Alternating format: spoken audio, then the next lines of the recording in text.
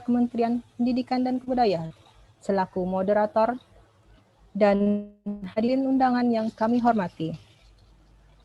Acara pembukaan kegiatan edukasi rekomendasi pindah home base eksternal dosen PNS, DPK, dan dosen tetap Yayasan PTS Kalimantan Timur dan Kalimantan Utara di lingkungan Lembaga Layanan Pendidikan Tinggi Wilayah 11, Rabu 21 Oktober dimulai. Bapak Ibu hadirin yang kami hormati, marilah kita ikuti bersama laporan Ketua Penyelenggara oleh PLH Kepala Bagian Umum LLDikti Wilayah 11, Ibu Dewi Yuliarti. Ada Ibu dipersilahkan. Bismillahirrahmanirrahim. Assalamualaikum warahmatullahi wabarakatuh. Yang kami hormati Bapak Muhammad Akbar, Sekretaris Lembaga LLDikti Wilayah 11. Yang kami hormati narasumber kita, Ibu Tati Supartiah, Analis Kepegawaian Ahli Madya, Biro Sumber Daya Manusia, Kementerian Pendidikan dan Kebudayaan. Yang kami hormati moderator Bapak Denny Ferdiana, Analis Sumber Daya Aparatur Biro Sumber Daya Manusia, Kementerian Pendidikan dan Kebudayaan.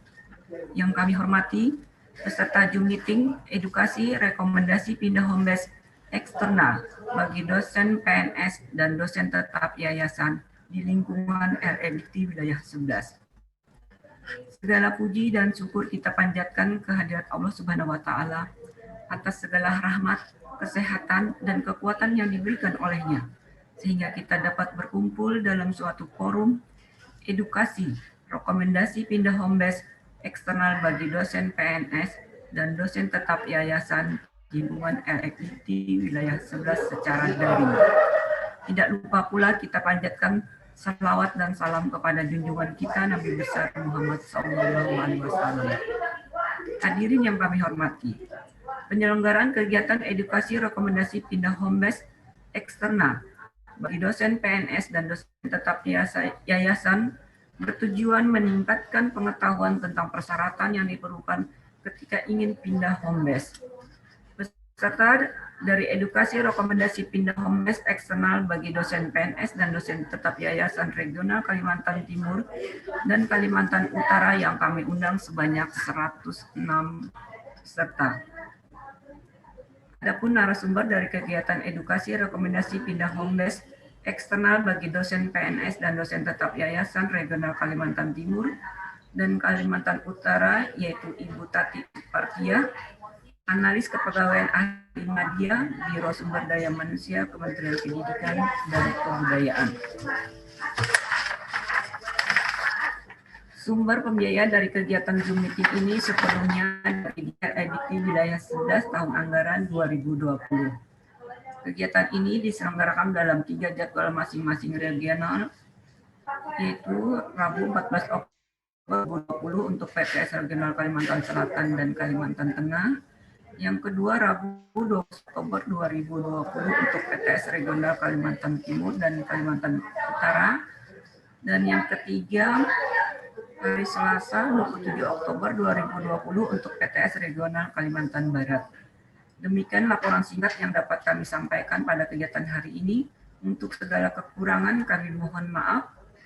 Kami mohon kepada Bapak Muhammad Akbar selaku Sekretaris Lembaga LLDikti Wilayah 11 untuk berkenan kiranya memberikan kata sambutan, arahan, dan sekaligus membuka secara resmi kegiatan edukasi rekomendasi pindah home base eksternal bagi dosen PNS dan dosen tetap yayasan di lingkungan LLDikti Wilayah 11. Sekali lagi terima kasih atas perhatian Bapak, Ibu, dan saudara sekalian. Semoga bermanfaat bagi kita semua. Wabillahi taufiq wal hidayah. Wassalamualaikum warahmatullahi wabarakatuh. Waalaikumsalam. Selanjutnya, sambutan Sekretaris LLDikti 11 sekaligus membuka secara resmi acara kita pada hari ini kepada Bapak Muhammad Akbar, dipersilahkan. Terima kasih Ibu Cici. Assalamualaikum warahmatullahi wabarakatuh. Waalaikumsalam warahmatullahi wabarakatuh. Selamat pagi, salam sejahtera dan salam bahagia selalu untuk kita semua.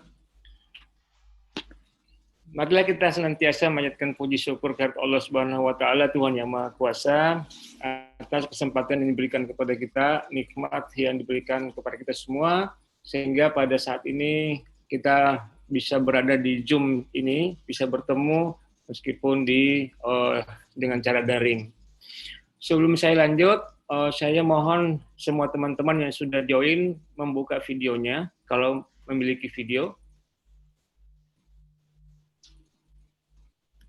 Banyak yang belum membuka videonya, bisa saling menyapa, nanti bisa saling melihat.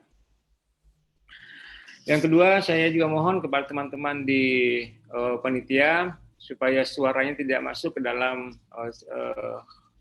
room.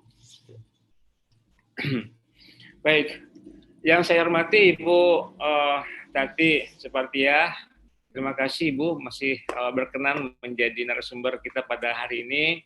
Dan Pak Denny, terima kasih telah bersedia mendampingi Ibu Tati sebagai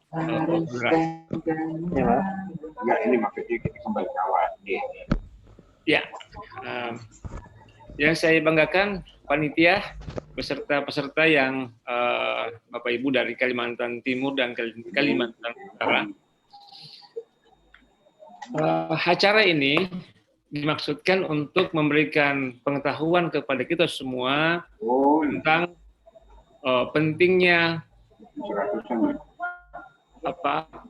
pentingnya pemahaman kita semua kalau kita ingin merubah status ataukah pindah home base dari kampus A ke kampus B. Itu eksternal. Banyak kejadian yang sudah berpindah orangnya, tetapi statusnya belum berpindah karena ya tidak melalui prosedur ataukah tidak memahami hal-hal apa saja yang diperlukan supaya statusnya jelas terdaftar di perguruan tinggi atau di home base yang baru. Nah, kerugian akan terjadi kepada kedua belah pihak ataukah kepada individu dosen itu sendiri ketika terjadi hal seperti itu. Kenapa? Karena pada saat datanya tidak masuk pada home base tempat dia mengajar, maka itu tidak bisa dilaporkan sebagai kegiatan tridharma dosen yang bersangkutan. Nah, sehingga ingin merubah data di misalnya di sistem informasi yang terintegrasi juga tidak bisa masuk. Jadi itu tujuan yang menjadi alasan atau menjadi latar belakang sehingga acara ini dilaksanakan. Sekali lagi terima kasih kepada Ibu Tati Separtia dan Pak Denny atas kesempatan ini, dan mohon kepada Bapak Ibu, teman-teman dosen peserta untuk berpartisipasi aktif ataukah manfaatkanlah waktu yang sangat berharga ini untuk berdiskusi dengan narasumber. Ya, boleh jadi besok lusa Bapak yang ingin pindah home base atau ada Bapak sebagai pimpinan, ada staf dosen Bapak yang ingin pindah home base sudah memiliki bekal atau memiliki pengetahuan sebagaimana yang akan disampaikan oleh Ibu narasumber nanti. Selamat mengikuti acara ini. Kepada teman-teman panitia terima kasih atas kerja kerasnya, dan kepada panitia ada kepada peserta mohon dimanfaatkan waktu sampai selesainya acara insya Allah siang ini. Demikian yang bisa saya sampaikan. Mohon maaf atas segala kekurangan. Billahi taufiq wal hidayah. Assalamualaikum warahmatullahi wabarakatuh. Waalaikumsalam. Acara selanjutnya, pembacaan doa oleh Bapak Rosdianto. Kepada Bapak kami persilahkan. Terima kasih Bu Kiki. Assalamualaikum warahmatullahi wabarakatuh. Mohon izin saya akan memimpin doa dengan cara Islami, kemudian untuk Bapak Ibu peserta silahkan menyesuaikan diri dengan keyakinan masing-masing. Bagi yang beragama Islam, kita awali doa dengan pembacaan umum Quran Al-Fatihah. Bismillahirrahmanirrahim. Ya, karena alhamdulillah yang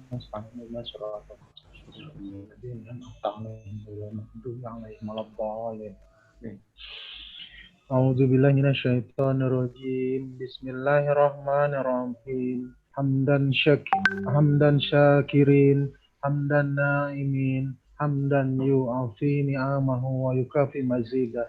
Ya Rabbana lakal hamdu kama yanbaghi lil jalali wajhikal karimi wa azimi sultanik. Ya Allah, ya Tuhan kami, segala puji untukmu, pemelihara alam semesta. Segala puji atas karunia-Mu dan kenikmatan yang Kau berikan kepada kami. Segala puji atas keagungan-Mu, segala puji atas kemuliaan-Mu dan kekuasaan-Mu. Allahumma salli wa sallim ala Sayyidina Muhammadin wa ala alihi wa sahbihi ajma'in. Ya Rahman, Ya Rahim, hanya kepadamu kami menyembah dan hanya kepadamu kami memohon pertolongan. Ya Rabbana, hari ini kami berkumpul di sini dalam kegiatan edukasi pindah home base untuk dosen-dosen PTS di lingkungan LLDT wilayah 11 regional Kalimantan Timur dan Kalimantan Utara. Mudahkanlah kami menerima pengetahuan baru dan lancarkanlah kami berdiskusi. Menguraikan pikiran untuk memberikan sumbangsi terbaik bagi bangsa ini. Karenanya ya Allah, lancarkanlah acara kami, berkahilah kegiatan kami dan penuhilah pertemuan ini dengan kebaikan dari awal hingga akhir nanti. Rabbi shrahli sadri wa yassirli amri wahlul 'uqdatam min lisani yafqahu qawli. Ya Tuhanku, lapangkanlah dada kami, lancarkan lidah kami serta mudahkan urusan kami, sehingga kami dapat menerima segala kebaikan yang Kau berikan hari ini. Rabbana atina fid dunya hasanah wa fil akhirati hasanah wa qina adzabannar. Wa sallallahu ala sayyidina Muhammad wa ala alihi wa sahbihi ajma'in. Subhana rabbika rabbil izzati amma yasifun wa salamun alal mursalin walhamdulillahi rabbil alamin. Assalamualaikum warahmatullahi wabarakatuh. Waalaikumsalam. Hadirin yang berbahagia, demikianlah rangkaian acara pembukaan kegiatan edukasi rekomendasi pindah home base eksternal dosen PNS DPK dan dosen tetap Yayasan PTS Kalimantan Timur dan Kalimantan Utara di lingkungan Lembaga Layanan Pendidikan Tinggi Wilayah 11. Untuk acara selanjutnya akan kami serahkan kepada moderator. Terima kasih banyak atas perhatiannya. Wassalamualaikum warahmatullahi wabarakatuh. Silakan moderator Pak D untuk kita diambil alih. Ya, terima kasih Bu Rizky Amelia sebagai MC. Assalamualaikum warahmatullahi wabarakatuh.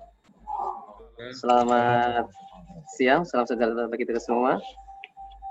Kita kembali Pak Akbar, Bu Dewi, dengan acara yang sama, yaitu edukasi tentang pindah home base. Sekarang wilayah Kalimantan Timur dan Kalimantan Utara ya Pak ya? Iya, betul. Ya, betul. Mudah-mudahan acara ini bisa berjalan dengan lancar sampai akhir.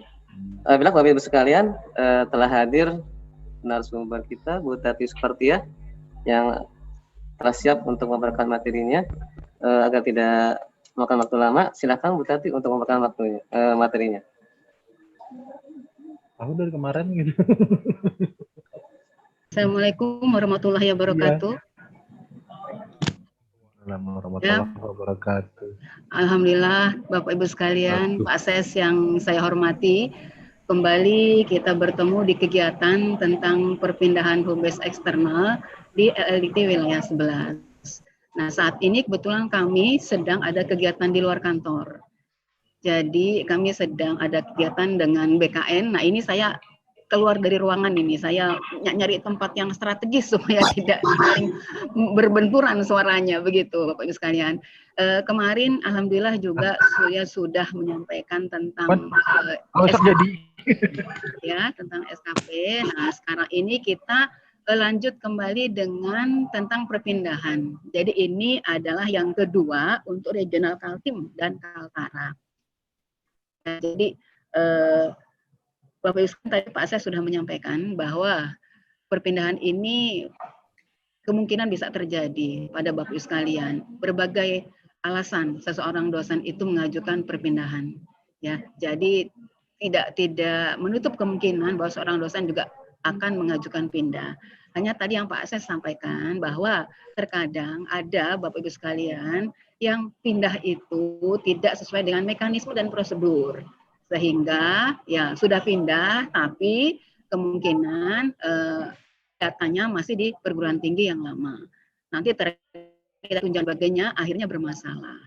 Nah, supaya tidak bermasalah di kemudian hari, Bapak Ibu sekalian perlu pahami dulu kalau memang sama sekali belum tahu atau belum paham tentang mekanisme tertentu perpindahan ini, supaya nanti pada saat memang memerlukan pindah sudah tahu.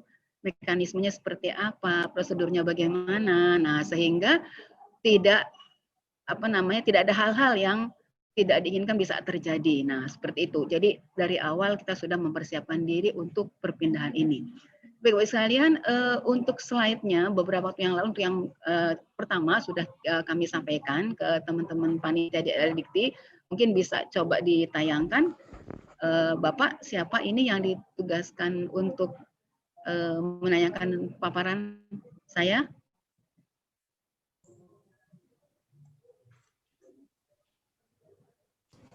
Panitia. Pak Ros atau Pak Ludi bisa? Tayangan untuk Ibu Pak Ros. Akan ada juga evaluatornya sama seperti undang lain pasti ada di evaluasi kedua atau validasi.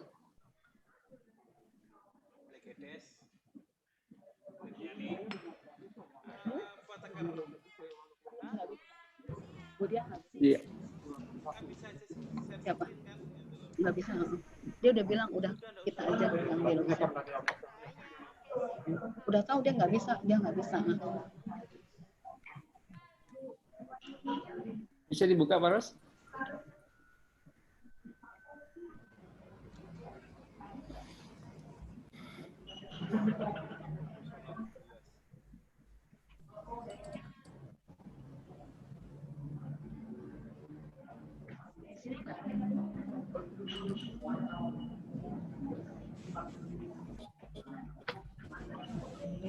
Pak Ros itu bisa digedein ya Pak Rosnya?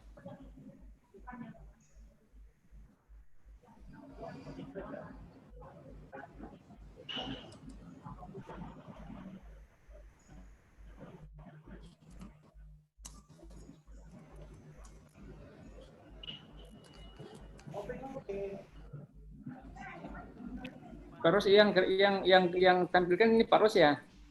Sementara masih loading Pak, sebentar. Oh ya Pak Ros ya, oke. Bentar.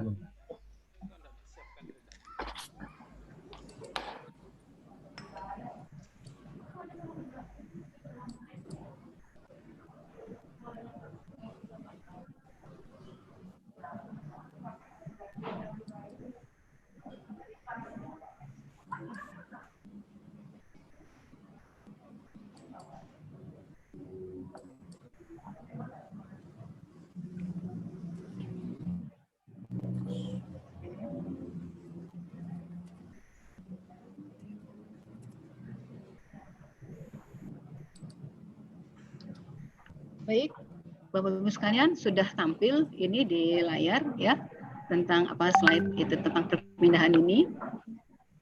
Terima kasih Pak Ludi.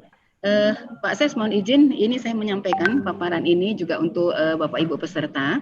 Ya, ini terkait dengan perpindahan dosen. Yang slide berikut Pak Ludi, silakan. Baik Bu sekalian, saya hanya mengambil 3 peraturan ini terkait dengan perpindahan.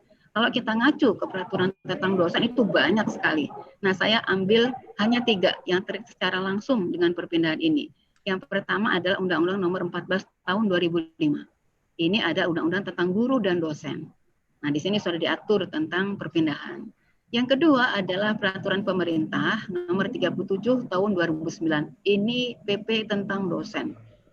Segala hak dan kewajiban dosen semua diatur juga di sini. Ya, mudah-mudahan Bapak Ibu sudah tahu betul nih 2 undang-undang, udah 2 peraturan ini, sudah pernah baca paling tidak ya. Nah, kemudian yang terkait secara langsung itu tentang perpindahan adalah Permendikbud nomor 91 tahun 2017.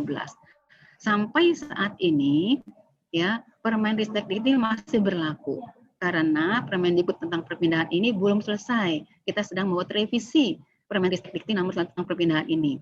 Dan ini kita sudah pada saat sampai tahap final. Kebetulan dari minggu yang lalu saya diminta untuk ikut terlibat pembahasan revisi finalisasi ini. Tapi karena saya memenuhi undangan LDikti wilayah 11 ya atas penugasan dari Kepala Biro, jadi saya minggu ini full mengisi di LDikti wilayah 11. Nah, jadi nanti ke depan Permendikbud ini akan ada perubahan. Ya, akan ada perubahan, juga ada penyesuaian beberapa hal terkait dengan peraturan di dalamnya. Namun sampai sebelum keluarnya Permendikbud, nah kita masih tetap mengacu ke Permendikbud 91 tahun 2017 ini. Baik Bapak sekalian, di slide berikut. Nah, tujuan Bapak sekalian, tujuan perpindahan ini adalah memenuhi formasi dan kebutuhan dengan memperhatikan kualifikasi akademik dan kompetensi serta nisbah dosen dan mahasiswa yang dilakukan secara objektif dan transparan untuk meningkatkan kualitas pendidikan tinggi. Jadi formasi diperlukan, di sana memang ada kekurangan dosen. Ya, kemudian juga tetap dilihat nisbah dosen dan mahasiswa. Jadi kalau Bapak Ibu sekalian mau pindah ke suatu perguruan tinggi yang lain, itu juga harus dilihat nisbah dosen dan mahasiswanya terpenuhi tidak. Nah, untuk nisbah dosen dan mahasiswa ini nanti Bapak Ibu sekalian itu bisa dilihat pada Permendikbud nomor 2 tahun 2016. Itu tentang registrasi pendidik. Di sana itu disebutkan bahwa rumpun ya untuk nisbah dosen, untuk rumpun ilmu agama, ilmu hukum dan ilmu sosial itu 1 berbanding 45. Sedangkan untuk ilmu alam, ilmu formal dan ilmu terapan, nah itu 1 berbanding 30. Kalau nisbah dosen mahasiswa ini tidak terpenuhi, nah pasti usul pindahnya ditolak oleh Dirjen Dikti karena ini merupakan salah satu persyaratan yang mutlak dipenuhi. Kalau tidak pasti ditolak. Nah ini antara lain Bapak Ibu sekalian. Jadi kalau mau pindah lihat masih kebutuhan apa nisbah dosen mahasiswanya, rasio dosen mahasiswanya di situ berapa, ya. Yang berikutnya Bapak Ibu sekalian. Oke, slide berikut. Nah ini Bapak Ibu sekalian jenis perpindahan. Ada 6 jenis perpindahan dosen. Yang pertama adalah untuk dosen yang PTN. Ini pindah antar PTN di lingkungan kementerian. Misalnya dari UI mungkin ke UGM, nah seperti itu. Nah kemudian yang kedua, perpindahan dosen dari perguruan tinggi negeri di lingkungan kementerian ke perguruan tinggi negeri di bawah kementerian lain atau LPNK atau sebaliknya. Misalnya ada dosen kita pindah ke dosen di UIN di bawah Kemenal. Nah seperti itu, ya. Atau sebaliknya, dosen dari UIN pindah ke PTN di bawah Kemendikbud. Yang ketiga, perpindahan dosen dari perguruan tinggi negeri ke perguruan tinggi swasta. Ya, jadi misalnya semula di Unlam, ya, kemudian mau pindah ke salah satu PTS di LDIKT wilayah 11. Nah, yang keempat itu perpindahan dosen non PNS antar perguruan tinggi swasta di lingkungan kementerian. Jadi dosen non PNS antar PTS di lingkungan kementerian, ya. Yang kelima, perpindahan PNS dosen dipekerjakan dengan LDIKT atau antar LDIKT. Nah, ini Bapak Ibu sekalian, kita masih menggunakan istilah DPK di sini karena di Permendikbud masih menyebut seperti ini. Kedepan mungkin istilah ini akan diubah karena sesuai dengan Permen RB nomor 35 tahun 2018 itu sudah tidak lagi diakomodir istilah dipekerjakan dan diperbantukan. Semua diganti dengan penugasan. Ya nanti mungkin ini kita juga Permenpan sampai saat ini masih membahas rencana perubahan dari status diperbantukan atau dipekerjakan menjadi penugasan. Kami sudah pernah mengundang dari pihak Kemenpan terkait dengan penugasan ini dan juga sudah membuat edaran terkait dengan penugasan ke semua unit kerja, baik ke PTN maupun ke LEDIKT. Jadi kami minta data setiap unit kerja untuk dosen-dosen yang saat ini statusnya diperbantuan atau dipekerjakan di instansi lain, entah itu di kementerian atau di Pemda. Nah, nanti apabila memang sesuai dengan tugas jabatan sebelumnya bisa dilanjutkan, hanya diubah SK-nya dari SK DPB atau DPK menjadi SK penugasan. Tapi yang tidak sesuai itu harus kembali ke unit kerja asal dan diaktifkan kembali sebagai dosen. Nah, yang terakhir ada alih tugas PNS non-dosen menjadi dosen. Ini banyak Bapak Ibu sekalian. Terutama ini adalah para pejabat yang sudah mendekati BUP, batas usia pensiun. Mereka mempunyai kualifikasi akademik yang diperlukan, ya juga kadang ada yang memang sudah punya pengalaman mengajar, ya punya jabatan akademik, ya sebagai dosen tidak tetap dan sebagainya. Mereka pada umumnya kemudian mengajukan untuk alih tugas dari PNS non-dosen menjadi dosen. Dan ini juga banyak yang disetujui sepanjang persyaratannya dipenuhi. Nah, jadi ini Bapak sekalian ada 6 jenis perpindahan. Nah, selanjutnya Bapak sekalian, syarat untuk menerima perpindahan ini penting sekali juga untuk unit kerja, untuk perguruan tingginya, untuk LLDIKT-nya. Yang pertama adalah Perguruan tinggi dapat memberikan izin dan menerima usul pindah dosen dan alih tugas PNS non-dosen menjadi dosen dengan memberikan syarat program studi dan nisbah dosen dan mahasiswa. Program studinya bagaimana, nisbah dosen dan mahasiswanya bagaimana. Sepanjang memang diperlukan, dibutuhkan, silahkan menerima. Ya. Yang kedua, syarat program studi sebagaimana pada angka 1, dosen memiliki NDN. Nah, ini berdasar adalah yang diatur tadi saya sebutkan di Permendikbud nomor 3 tahun 2020 pasal 31. Ya, di sini nanti ditentukan seperti apa ya program studinya. Nah, ini nanti Bapak Ibu sekalian bisa baca di Permendikbud nomor 3 tahun 2020, khususnya di pasal 31. Nah, slide berikut. Nah, ini Bapak Ibu sekalian, ini yang sangat penting diperhatikan, ya, syarat perpindahan bagi dosen. Yang pertama, tentu saja harus sehat jasmani dan rohani, serta bebas narkoba. Ya, harus ini. Kemudian yang kedua, memiliki masa kerja paling singkat 5 tahun secara terus-menerus di perguruan tinggi atau instansi asal. 5 tahun secara terus-menerus. Tapi ada juga perguruan tinggi di luar ini ada yang menetapkan 15 tahun baru boleh pindah karena mereka juga punya kontrak di sana. Jadi ada yang seperti ini. Tapi kita di peraturan itu menentukan minimal 5 tahun. Kalau misalnya ada peraturan internal yang menetapkan lebih dari ini, silakan saja. Asal jangan kurang dari 5 tahun. Yang ketiga, mendapat persetujuan melepas dari pemimpin perguruan tinggi instansi dan persetujuan menerima. Nah, ini mutlak. Ya, harus ada keduanya, baik yang menerima maupun yang melepas. Kalau ada yang menerima, tapi perguruan tinggi asalnya tidak melepas, itu pun tidak bisa, pasti ditolak ya.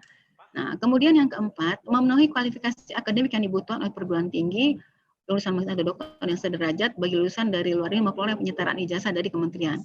Jadi, kalau ijazahnya itu dari luar negeri, ini harus ada penyertaan ijazah lebih dulu. Kalau dulu waktu di Sekti ada Ditjen namanya Ditjen Belmawa, pembelajaran kemahasiswaan. Nah, disetarakan di Ditjen tersebut, ya.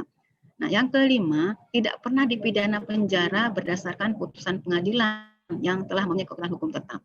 Ya, kalau sudah pernah penjara, nggak boleh lagi ya mengajukan perpindahan. Yang keenam, tidak sedang dalam proses upaya hukum keberatan atau banding atas keputusan hukuman disiplin tingkat berat yang dijatuhkan oleh pejabat yang berwenang. Nah, kemudian di sini yang ketujuh, tidak sedang dalam proses penjatuhan hukuman disiplin tingkat berat di perguruan tinggi atau instansi asal.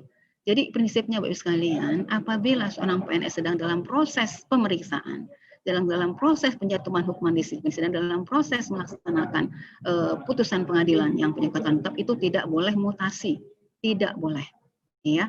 Nah, kemudian yang berikutnya, tidak sedang menjalani ikatan dinas atau wajib kerja dengan perguruan tinggi asal. Jadi Bapak Ibu sekalian, misalnya Bapak Ibu sekalian, baru saja melaksanakan tugas belajar. Ya, nah setelah tugas belajar selesai, ini kan ada ikatan dinas. Untuk tugas belajar dalam negeri, ikatan dinasnya adalah N+1. Jadi kalau Bapak Ibu ambil S3, kemudian 3 tahun, ternyata ada perpanjangan 1 tahun, sehingga 4 tahun, ikatan dinasnya itu 4 ditambah 1, 5 tahun. Untuk luar negeri, itu 2N+1.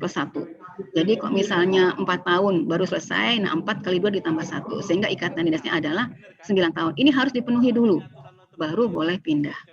Ya. Kemudian yang berikutnya, tidak sedang melaksanakan atau dalam status tugas belajar. Jadi kalau sedang tugas belajar, tidak boleh pindah. Pimpinan juga harus tahu, jadi jangan diberikan ya untuk pindah kalau sedang dalam status tugas belajar. Karena apa? Ini nanti kaitannya dengan ikatan dinas. Kaitannya juga dengan tuntutan ganti rugi apabila terjadi kelalaian atau kesengajaan dari yang bersangkutan tidak selesai tugas belajarnya. Nah, ini kan nanti ada TGR istilahnya, tuntutan ganti rugi. Ya harus mengembalikan 100% dari yang telah diterima. Ya. Nah, kemudian yang berikut, PNS dapat mengajukan usul perpindahan dosen ke PTS apabila usul pindahnya ditolak oleh lebih dari 1 PTN di wilayahnya. Nah, ini Bapak Ibu sekalian, ini sedang waktu kita pembahasan ini saya coba kritisi, ya saya berikan masukan kepada tim penyusun di Ditjen Dikti bahwa ya ini janganlah seperti ini, maksudnya lebih dari 1. Ini untuk beberapa wilayah ini memberatkan. Contohnya kalau di Kalimantan ini seperti di Kalteng yang hanya punya 1 PTN. Nah, bagaimana kalau misalnya mau PTS di sana, sementara hanya ada 1 PTN. Kemudian seperti di Indonesia Timur, seperti di Jayapura, di Manokwari, di Merauke, yang memang sangat hanya 1 PTN, Bengkulu ya kan hanya 1 PTN, Jambi hanya 1 PTN. Nah akhirnya kemarin usulan kami dari BSM disetujui, jadi nanti kalau ada penolakan bisa 1 saja. Kalau selama ini minimal tuh 2.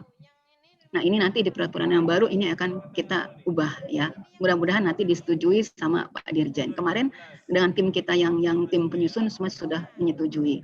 Ya yang berikut. Ya slide yang berikutnya Pak. Nah jenis perpindahan tadi. Nah ini yang berikut. Ya ini dokumen perpindahan Bapak Ibu sekalian. Nah tadi syarat-syarat yang sudah ditentukan, tentu saja harus ada dokumen pendukungnya. Yang pertama tadi ada tentang sehat jasmani dan rohani. Tentu saja ini harus ada surat keterangan sehat jasmani dan rohani dari rumah sakit paling rendah tipe C. Ya, silakan saja. Kemudian surat keterangan bebas narkoba, ini juga dari rumah sakit paling rendah tipe C. Ini 2 ini harus. Kemudian yang ketiga, fotokopi SK CPNS ya dan SK jabatan pangkat dan jabatan bagi dosen PNS atau PNS non dosen. Ya, jadi seperti ini dari SK CPNS-nya, SK PNS-nya, kemudian SK pangkat atau ada jabatan terakhir semua dilampirkan. Yang berikutnya fotokopi penilaian prestasi kerja 2 tahun terakhir untuk penilaian paling rendah dengan nilai baik.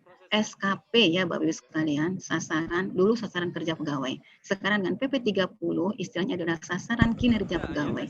Itu 2 tahun terakhir. Jadi kalau misalnya pengajuan usul pindah di tahun 2020 harus melampirkan SKP-nya di tahun 2018 dan 2019 dengan nilai baik.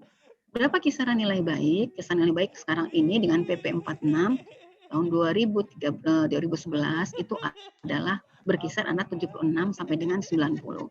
Kalau nilai 75 itu berarti cukup, tidak bisa pindah. Ya. Yang berikutnya, surat pernyataan tidak sedang dalam status tugas belajar yang ditandatangani diketahui berwenang di Bobi Materai cukup. Jadi harus ada pernyataannya bahwa tidak sedang melaksanakan tugas belajar. Yang berikutnya, asli surat pernyataan bersangkutan tidak sedang dalam perkara pidana. Ini juga harus dibubuhi materai yang cukup. Nah, selanjutnya, asli surat keterangan tidak pernah dikenakan hukuman berat untuk datang ditandatangani oleh pejabat yang berwenang. Ini juga harus terlampir persyaratan kelengkapan dokumen ini. Selanjutnya, nah, kemudian di sini juga diperlukan asli surat pernyataan dari yang bersangkutan tidak sedang dalam upaya hukum berupa keberatan atau banding administratif atas pernyataan hukuman disiplin berat. Ini dibubuhi materai cukup juga ya Rp6.000. Selanjutnya asli surat pernyataan dari yang bersangkutan tidak sedang dalam ikatan dinas. Nah, ini juga harus dilampirkan. Berikutnya asli surat persetujuan melepas dari pemimpin perguruan tinggi kepala LD atau perguruan tinggi swasta. Jadi kalau misalnya memang nih Bapak Ibu dosen di salah satu PTS di Balikti wilayah 11 kalau mau pindah ya itu harus ada persetujuan dari Pak Kepala atau Pak Ses LLDikti ya.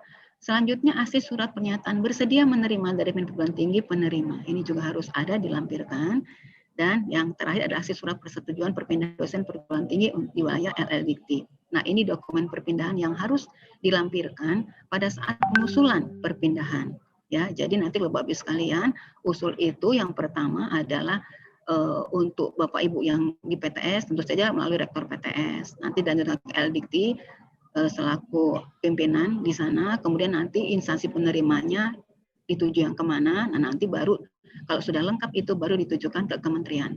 Nah dari kami, nanti kami mintakan pertimbangan teknis Pak Dirjen Dikti, apa disetujui baru kita buatkan SK. Dalam hal tujuan perpindahan keluar instansi, nah itu nanti harus melalui BKN. Ya, dari Pak Dirjen setelah setuju, Pak Dirjen Dikti menyetujui usul perpindahan, kembali ke Biro SDM, dari Biro SDM mengajukan usul perpindahan ke BKN, nah nanti kalau BKN menyetujui akan keluar SK pindah. Ya, nah setelah dasar SK pindah dari BKN, nah Biro SDM menerbitkan SK pindah ke yang dituju. Kalau misalnya memang keluar, itu kita mengeluarkan surat persetujuan melepas.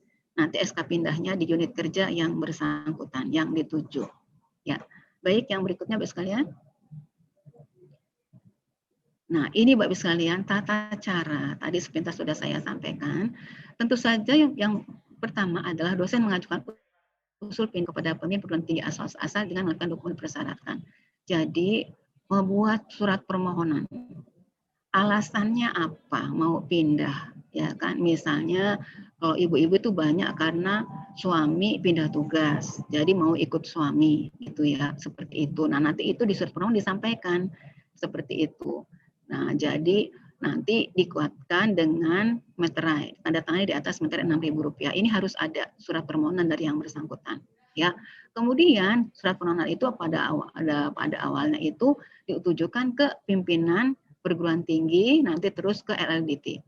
Ya, kemudian di sini pemimpin perguruan tinggi swasta asal meminta pertimbangan kepada penyelenggara perguruan tinggi swasta dan mengkaji usul pindah memperhatikan persyaratannya. Dikaji dulu apakah ini memang sesuai, kemudian persyaratannya bagaimana, apakah sudah terpenuhi. Nah, selanjutnya dalam hal usul pindah sebagian pada huruf B tidak memenuhi persyaratan, pemimpin perguruan tinggi swasta asal menyampaikan surat kepada dosen yang bersangkutan. Jadi disampaikan bahwa ini tidak memenuhi persyaratan, atau misalnya memang di sana tetap masih dibutuhkan karena masih kekurangan dosen misalnya. Nah, dalam hal usul pindah memenuhi persyaratan, perguruan tinggi swasta meneruskan kepada perguruan tinggi swasta yang dituju. Nah, setelah itu perguruan tinggi swasta yang dituju minta pertimbangan pada penyelenggara perguruan tinggi swasta untuk mendapat persetujuan. Dalam hal usul pindah tidak memenuhi persyaratan, pemimpin perguruan tinggi dituju menyampaikan surat penolakan kepada dosen yang bersangkutan melalui pemimpin perguruan tinggi swasta asal. Dalam hal memenuhi persyaratan, pemimpin perguruan tinggi atau ketua badan penyelenggara perguruan tinggi swasta yang dituju memberikan keputusan pilihan kepada dosen yang dan perjanjian kerja. Nah, keputusan sebagaimana diatur dalam huruf G disampaikan kepada Direktur Jenderal dan pemimpin perguruan tinggi swasta asal melalui LLDikti. Nah, seperti ini, ya ini yang dosen non PNS antar PTS, ya. Nah, kemudian slide berikutnya. Nah, ini yang tata cara perpindahan PNS dosen DPK dengan LLDikti. Jadi di sini kita ada beberapa jenis tadi kan Bapak Ibu sekalian ya. Nah, ini mekanisme prosedur seperti ini. Yang pertama untuk yang pindah di lingkungan LLDikti, ini sudah ada di chatting ya. Apakah guru bisa pindah menjadi dosen? Baik, nanti Bapak Ibu sekalian ya, nanti kita tanggapi. Saya menyelesaikan paparan dulu, mohon izin Bapak Ibu ya. Dosen mengajukan usul pindah kepada pemimpin perguruan tinggi swasta asal dengan melampirkan dokumen yang dipersyaratkan. Pemimpin perguruan tinggi swasta asal meminta pertimbangan penyelenggara perguruan tinggi swasta dan mengkaji usul perpindahan memperhatikan persyaratannya. Dalam hal usul pindah sebagaimana dimaksud dalam huruf B tidak memenuhi persyaratan, pemimpin perguruan tinggi swasta asal menyampaikan surat kepada dosen yang bersangkutan. Ya, tadi berbagai alasan ya, berbagai yang pertimbangan apabila tidak disetujui itu pasti ada alasannya. Dalam hal usul pindah yang dimaksud memenuhi persyaratan, perguruan tinggi swasta asal meneruskan usul pindah kepada perguruan tinggi swasta yang dituju. Ya, kemudian perguruan tinggi swasta yang dituju meminta pertimbangan pada penyelenggara perguruan tinggi swasta yang dituju. Nah, kemudian pemimpin perguruan tinggi swasta yang dituju misalkan usul pindah ke LLDT. Dalam hal usul pindah sebagian dimaksud dalam huruf 1 memenuhi syarat, LLDT menyampaikan pendapat kepada Sekretaris Jenderal. Nah, Sekretaris Jenderal menyampaikan usul pindah kepada Dirjen Dikti untuk memperoleh pertimbangan teknis. Nah, sekarang ini Bapak sekalian, ada 2 ditjen ya yang terkait dengan pendidikan tinggi. Kalau dulu hanya ada 1 Dirjen Dikti, nah sekarang ada 2 ditjen. Yang pertama Ditjen Dikti, Ditjen Pendidikan Tinggi, yang kedua adalah Ditjen Diksi, Ditjen Pendidikan Vokasi. Nah, jadi sekarang ini terpisah ya. Kalau Universitas dan Institut itu di bawah Dikti, sedangkan untuk Poltek dan Akademi itu di bawah Diksi ya, Pendidikan Vokasi. Nah, ini juga kami pada saat yang sama saat ini Ditjen Diksi sedang mengadakan kegiatan. Ibu Karo menugaskan saya, tapi saya mohon izin sama Ibu Karo karena beliau sudah menugaskan saya ke LDikti wilayah 11 ini. Nah, saya mohon untuk saya tetap melaksanakan tugas yang ada di wilayah 11. Jadi untuk yang di Diksi itu saya minta tolong Ibu Karo menugaskan yang lain. Nah, jadi pada saat ini Ditjen Diksi sudah mulai menata terkait dengan berbagai hal, khususnya untuk dosen-dosen di Poltek dan Akademi. Baik, slide yang berikutnya Bapak sekalian.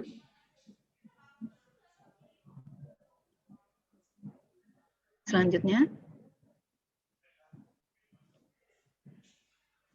Baik, Bapak sekalian, ini ya dalam hal usul pindah sebagaimana dalam tidak memenuhi persyaratan, Sekretaris Jenderal menyampaikan surat penolakan ya. Berbagai hal alasan penolakan ini itu tadi antara dosen tidak terpenuhi, mata kuliah yang diampu tidak ada, misalnya seperti itu. Nah, atau misalnya kalau misalnya ke antar instansi anjap ABK-nya tidak terlampir, surat keterangan bebas temuannya tidak ada. Nah, itu hal-hal seperti itu terkait dengan pemenuhan kelengkapan persyaratan usul pindah. Kalau ada salah satu kelengkapan yang belum terlampir, itu biasanya kami akan tolak, ya. Dalam hal persyaratan, tentu saja Pak Dirjen akan memberikan rekomendasi kepada Pak Sesjen. Sesjen akan menerbitkan keputusan menteri terkait dengan perpindahan. Ya, seperti itu. Jadi kalau sudah Pak Dirjen menyetujui, memberikan pertimbangan teknis, nah dari kami di Biro SDM tinggal menerbitkan SK pindah untuk yang bersangkutan. Keputusan menteri sebagai musnah dalam huruf disampaikan kepada dosen yang bersangkutan dan pembimbing PTS melalui kepala LL Dikti. Jadi nanti kita sampaikan. Nah, sekarang ini Bapak sekalian, proses penyelesaian SK, penandatangan SK itu oleh pejabat yang berwenang di BRSDM ini sudah menggunakan digital signature. Jadi semua SK, bahkan surat sekarang pimpinan menghendaki tidak lagi tanda tangan basah, tapi dengan digital signature. Nah, kami sendiri teman-teman masih belajar terus karena ini buat kami hal baru ya. Jadi teman-teman ini masih mempelajari itu terus. Di samping juga sekarang ini usul kenaikan pangkat juga ada sistem baru. Nah, teman-teman juga sedang belajar lagi. Sementara di kami pada saat ini yang memproses mutasi dosen itu hanya tinggal 7 orang. Nah, 7 orang ini nanti di 1 November ada salah satu teman juga, Pak Mangiring Sitorus, itu juga pensiun di 1 November. Sehingga praktis kami hanya 6 orang yang mengelola, yang memproses mutasi dosen di seluruh Indonesia. Sehingga mohon maaf apabila kemungkinan ya usul Bapak Ibu di Dikti wilayah 11 ini ada mengalami keterlambatan karena berbagai faktor. Di samping kami memang sekarang ini sangat sedikit ya pemrosesnya, kemudian juga terkendala dengan kondisi pandemi, kaminya WFO, BKN-nya WFH, kaminya WFO, diktinya, ditjen diktinya WFH, sehingga kami juga sulit ya bisa berkomunikasi secara langsung dengan teman-teman baik di ditjen dikti maupun di BKN. Nah, namun mudah-mudahan ya hal ini cepat segera ya, terlampaui, pandemi ini tetap cepat segera berakhir supaya kita bisa melaksanakan tugas dengan sebaik-baiknya. Amin. Ya Bapak sekalian, ya, supaya kita semua sehat ya. Kami sendiri sekitar 2 minggu yang lalu itu masih ada teman kami yang positif corona di Biro SM itu 3 orang. Ya, dan setelah ada yang positif corona, kami semua satu biro itu disuruh rapid test. Dari hasil rapid itu ada 8 orang reaktif, termasuk saya. Nah, setelah lanjut rapid test, ya, alhamdulillah hasilnya kami negatif, sehingga tidak ada lagi tambahan teman-teman yang positif corona. Nah, saat ini jadi masih ada beberapa rekan yang dirawat di Wisma Atlet di Kemayoran, karena masih belum, kondisinya masih belum sembuh dari virus corona itu. Jadi mohon Bapak Ibu sekalian, kondisi kami juga beberapa kali kami ruangan terpaksa harus WFH full karena disemprot disinfektan ya untuk mengurangi semakin terpaparnya teman-teman yang kemungkinan pernah berhubungan, bersentuhan ataupun apapun dengan teman yang memang terjangkit virus corona ini. Bapak Ibu sekalian, kita lanjut. Nah, ini misalnya tanda catat LL Dikti. Nah, jadi kan Bapak Ibu juga mungkin ada yang mungkin akan berpindah, misalnya dari LT wilayah 11 ke LT wilayah 3 di Jakarta. Itu tadi, kalau ibu-ibu biasanya karena suami pindah tugas, biasanya terus kemudian mengajukan pindah sesuai dengan tempat tugas suami yang baru. Nah, ini seperti ini, sebetulnya mekanisme prosedur nggak terlalu berbeda, Bapak sekalian. Hanya kita nanti kalau perhatikan satu persatu, hanya sedikit saja perbedaannya. Nah, karena kalau udah antar LL Dikti, berarti kan ada 2 LL Dikti yang terlibat. Jadi kalau misalnya pindah ke LT wilayah 3, nah berarti itu adalah kesepakatan ataupun lolos butuh melepas dan menerima masing-masing dari LL Dikti. Ya, melepas dari LT wilayah 11, menerima dari LT wilayah 3 dan seterusnya. Prosedurnya sama. Kita mintakan pertimbangan teknis ke Pak Dirjen Dikti. Nah, nanti setelah ada persetujuan, nah kemudian kita buatkan SK-nya. Tapi kalau ditolak, nanti kita lihat penolakannya Pak Dirjen itu apa. Apakah penolakan itu masih berupa kekurangan kelengkapan berkas ataukah penolakan memang tidak memenuhi syarat. Misalnya itu tadi, rasio dosen maksudnya tidak terpenuhi. Ini jelas tidak memenuhi syarat. Tapi kalau misalnya hanya kekurangan kelengkapan, nah itu masih bisa dilengkapi, dipenuhi kemudian untuk diusulkan kembali. Nah, nanti jadi kemungkinan bisa ditolak itu, ditolak apa memang berkasnya masih kurang, atau ditolak memang karena tidak memenuhi persyaratan pindah. Nah, nanti ini Bapak sekalian bisa dibaca saja ya. Selanjutnya, nah ini yang inilah mesti lanjutannya Bapak sekalian ya. Lanjutan ini tata cara perpindahan PNS dosen DPK antar LL Dikti ya, seperti ini ya. Yang berikut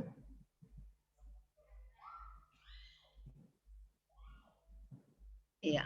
Nah, Bapak sekalian, jadi tadi kita lihat ya perpindahan dosen antar LLDikti itu mutlak ada lolos butuh, ada persetujuan melepas, ada persetujuan menerima dari kedua belah pihak. Itu yang terutama.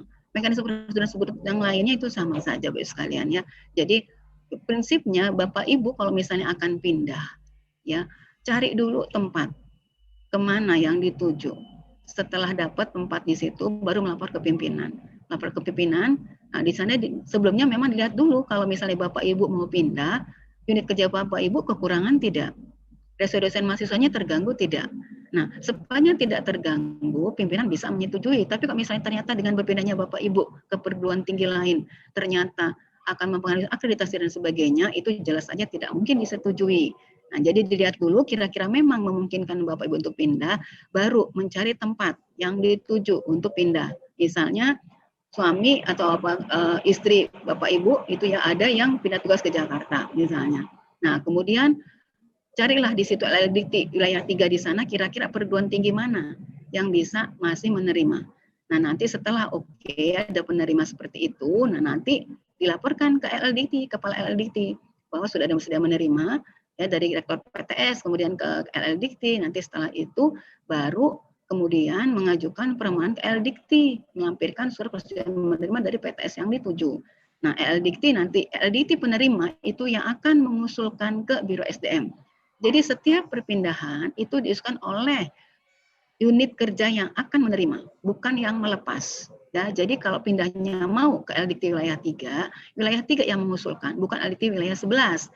LLDikti wilayah 11 hanya mengeluarkan surat pernyataan persetujuan melepas itu. Ya. Kemudian sekalian, ini terkait dengan kewenangan kepala LLDikti terhadap perpindahan. Yang pertama tentu saja kepala LLDikti berwenang untuk mengatur perpindahan dosen itu dalam rangka kepentingan penataan perguruan tinggi. Dalam satu LLDikti itu kan saya yakin ratusan PTS ada di LLDikti itu. Dan di antara ratusan PTS itu ada dosen-dosen DPK di PTS-PTS tersebut. Nah, di sini nanti dilihat kepentingan penataan perguruan tinggi seperti apa penataan di sana. Nah, kemungkinan ada diperlukan misalnya dosennya harus dipindah karena ini PTS ini sudah eksis, sudah bagus, sementara ada PTS lain yang sangat membutuhkan. Nah, jadi bisa ditata seperti itu. Yang kedua adalah dalam rangka peningkatan mutu perguruan tinggi. Ini juga bisa. Berwenang Pak Kepala itu memudahkan dalam rangka peningkatan mutu perguruan tinggi. Yang ketiga, apabila terjadi permasalahan antara PNS dosen dipekerjakan dengan penyelenggara dan atau perguruan tinggi. Nah, ini beberapa waktu yang lalu juga ada salah satu dosen DPK itu datang ke kami, datang ke kantor, ya menyampaikan permasalahannya bahwa dia mengajukan pindah, tapi ternyata tidak disetujui. Ya, padahal menurut yang bersangkutan semua persyaratan terpenuhi. Nah, seperti ini nanti kewenangan LLDikti untuk menyelesaikan permasalahan antara dosen yang bersangkutan dengan perguruan tingginya. Kemudian yang keempat, perguruan tinggi melanggar peraturan perundang-undangan. Nah, kalau sudah seperti ini jelas sudah harus diambil alih oleh LLDikti. Ya, nanti ditentukan bagaimana di sini kebijakan Pak Kepala atau Pak Ses dalam menghadapi perguruan tinggi yang melanggar peraturan perundang-undangan. Apakah dosen DPK di sana akan ditarik, ya dipindahkan ke PTS lain yang lebih membutuhkan, atau perguruan tingginya yang dikenakan sanksi dan sebagainya. Nah, ini nanti tergantung kebijakan dari LLDikti yang bersangkutan. Nah, Bapak sekalian, selanjutnya, alhamdulillah, terima kasih Bapak sekalian. Memang tidak banyak terkait dengan Permendikbud Dikti 91 tahun 2017 ini tentang perpindahan.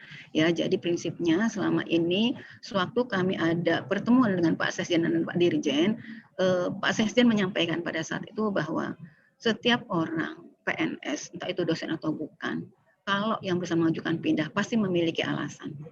Sepanjang alasan itu memenuhi persyaratan, sepanjang alasan itu bisa diterima, tidak ada alasan lagi untuk menolak perpindahan usul perpindahan yang bersangkutan. Jadi silakan Bapak Ibu dicermati tadi persyaratannya, apakah kalau ingin pindah persyaratan itu sudah bisa dipenuhi. Nah, kalau sudah terpenuhi, nah diikuti aturannya, tata cara, mekanisme prosedur, insya Allah semuanya bisa dilaksanakan sehingga Bapak Ibu bisa melaksanakan tugas di tempat yang baru. Mungkin itu yang bisa saya sampaikan Bapak sekalian. Saya kembalikan ke moderator Pak Denny. Silakan Pak Denny.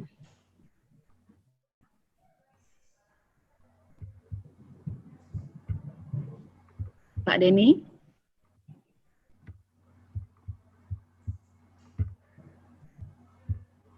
Pak Denny. Kami ini Bapak Ibu sekalian, kami ini menyambi tugas. Jadi Pak Denny ini juga sedang menyiapkan pengalihan ya terkait dengan sistem juga pengalihan pegawai yang dari Ristek Dikti ke Dikbud. Ini kami sedang sedang telepon sebentar Pak.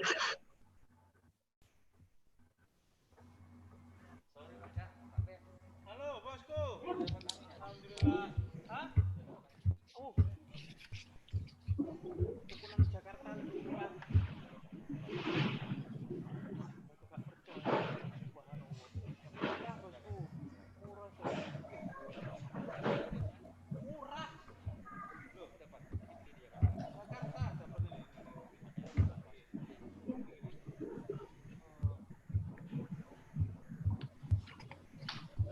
Baik, Bapak Ibu sekalian, Butet sudah memakan materinya yang pertama. Untuk sesi selanjutnya ada sesi tanya jawab. Untuk sesi kami terima 3 pertanyaan. Nanti Bapak sebutkan nama dan dari mana PTS. Silakan. Boleh Pak Akbar, kami dari Stikes Samarinda, Pak Sespel. Ke Samarinda, ya. Silakan Bapak. Ya. Dengan siapa Pak? Maaf. Saya Supomo Pak. Iya, Bapak silakan. Ya. Mohon maaf Pak, jadi Assalamualaikum warahmatullahi wabarakatuh. Terima kasih Bu Tanti atas materinya. Jadi untuk ini saya mikronya kok jadi salah Pak. Ya, gimana Pak? Jadi, untuk ini Bu, saya mau nanya tadi kalau untuk dari jenis-jenis perpindahan itu kan ada beberapa ya Bu. Cuman bagaimana kalau seandainya perpindahannya itu Bu dari dosen PTS itu ke PTN tetapi dengan status sebagai dosen non PNS. Karena sekarang ini di PTN itu kan banyak sekali yang menerima dosen non PNS begitu Bu. Apakah mekanismenya itu kira-kira bagaimana dan peralatannya bagaimana? Sekali lagi misalnya dari dosen PTS atau swasta pindah ke PTN dengan status sebagai dosen non PNS Bu. Terima kasih Pak Sespel. Ya, baik. Yang kedua silakan.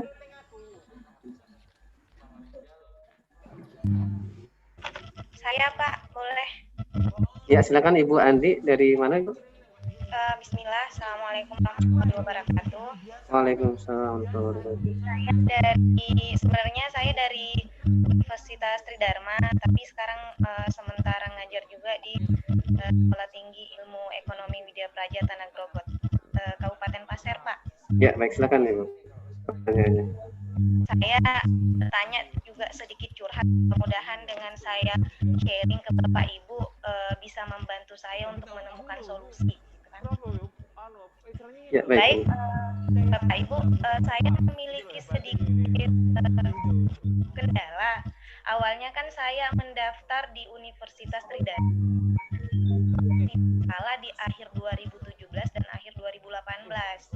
Kemudian saya sudah terdaftar di Universitas Tridharma itu kalau tidak salah pertengahan 2018 sebagai dosen tetap. Nah, saya menikah, suami saya kemudian dipindahkan ke daerah Kabupaten Pasir. Nah, karena saya istilahnya pengantin baru, kemudian itu saya ke Kabupaten Pasir. Nah, saya ini sudah tidak bisa istilahnya. Ibu bisa intinya saja Ibu dipersingkat. Saya di Setia Widya Praja. Ya. Nah, sekarang saya tetap di saya kan belum sampai 5 tahun apa perpindahan.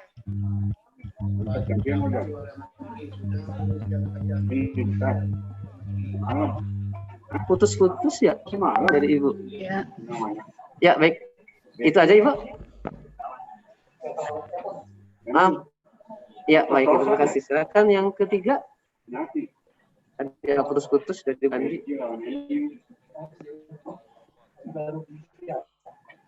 Silakan Bapak Ibu yang pertanyaan ketiga. Ya, saya Pak Denny. Ya, silakan Bu Madani. Nama saya Mardatilah dari Madani di Balik. Oh, maaf, kira Ibu Madani. Bu Mardatilah ya. Silakan Ibu. Ya, ya, saya ada beberapa Pak Denny. Pertama satu, apakah dosen, mohon maaf Pak Denny, dosen media suara itu boleh pindah ke jadi dosen apa di DPK atau dosen PNS yang ditempatkan di PTS di PTN di PTS-nya di swasta lah satu. Pertama. Yang kedua, apakah kalau misalnya dia PNS kabupaten atau kotamadya atau provinsi, apakah diizinkan pindah ke salah satu PTS di kota tersebut? Itu aja Pak Denny. Ya, baik, terima kasih Bu Mardatilah. Silakan Bu Tati untuk menjawab 3 pertanyaan. Terima kasih Bapak sekalian, terima kasih Pak Denny. Terkait tadi dengan pertanyaan pertama itu Pak siapa tadi tentang dengan jenis perpindahan ya Pak ya Pak Pomo. Nah di sini beliau itu PNS ya Pak, PNS dosen PTS. Dari ya. PTS. Kemudian mau dosen yayasan. PTS, dosen yayasan, terus pindah ke PTN. PTN itu kan sekarang ada perekrutan dosen non PNS. Jadi, ya. Tapi sebetulnya bersangkutan sudah PNS belum? Belum Bu. Yang bersangkutan PNS bukan? Oh bukan PNS ya. Cuma sama-sama mau ke dosen tetap non PNS. Cuma bedanya dan satu tanya PTS mau ke PTN gitu ya Pak ya. Iya. Nah begini Pak, kalau tentang terkait dengan ini ya sepanjang ya itu tadi sama persyaratnya Pak.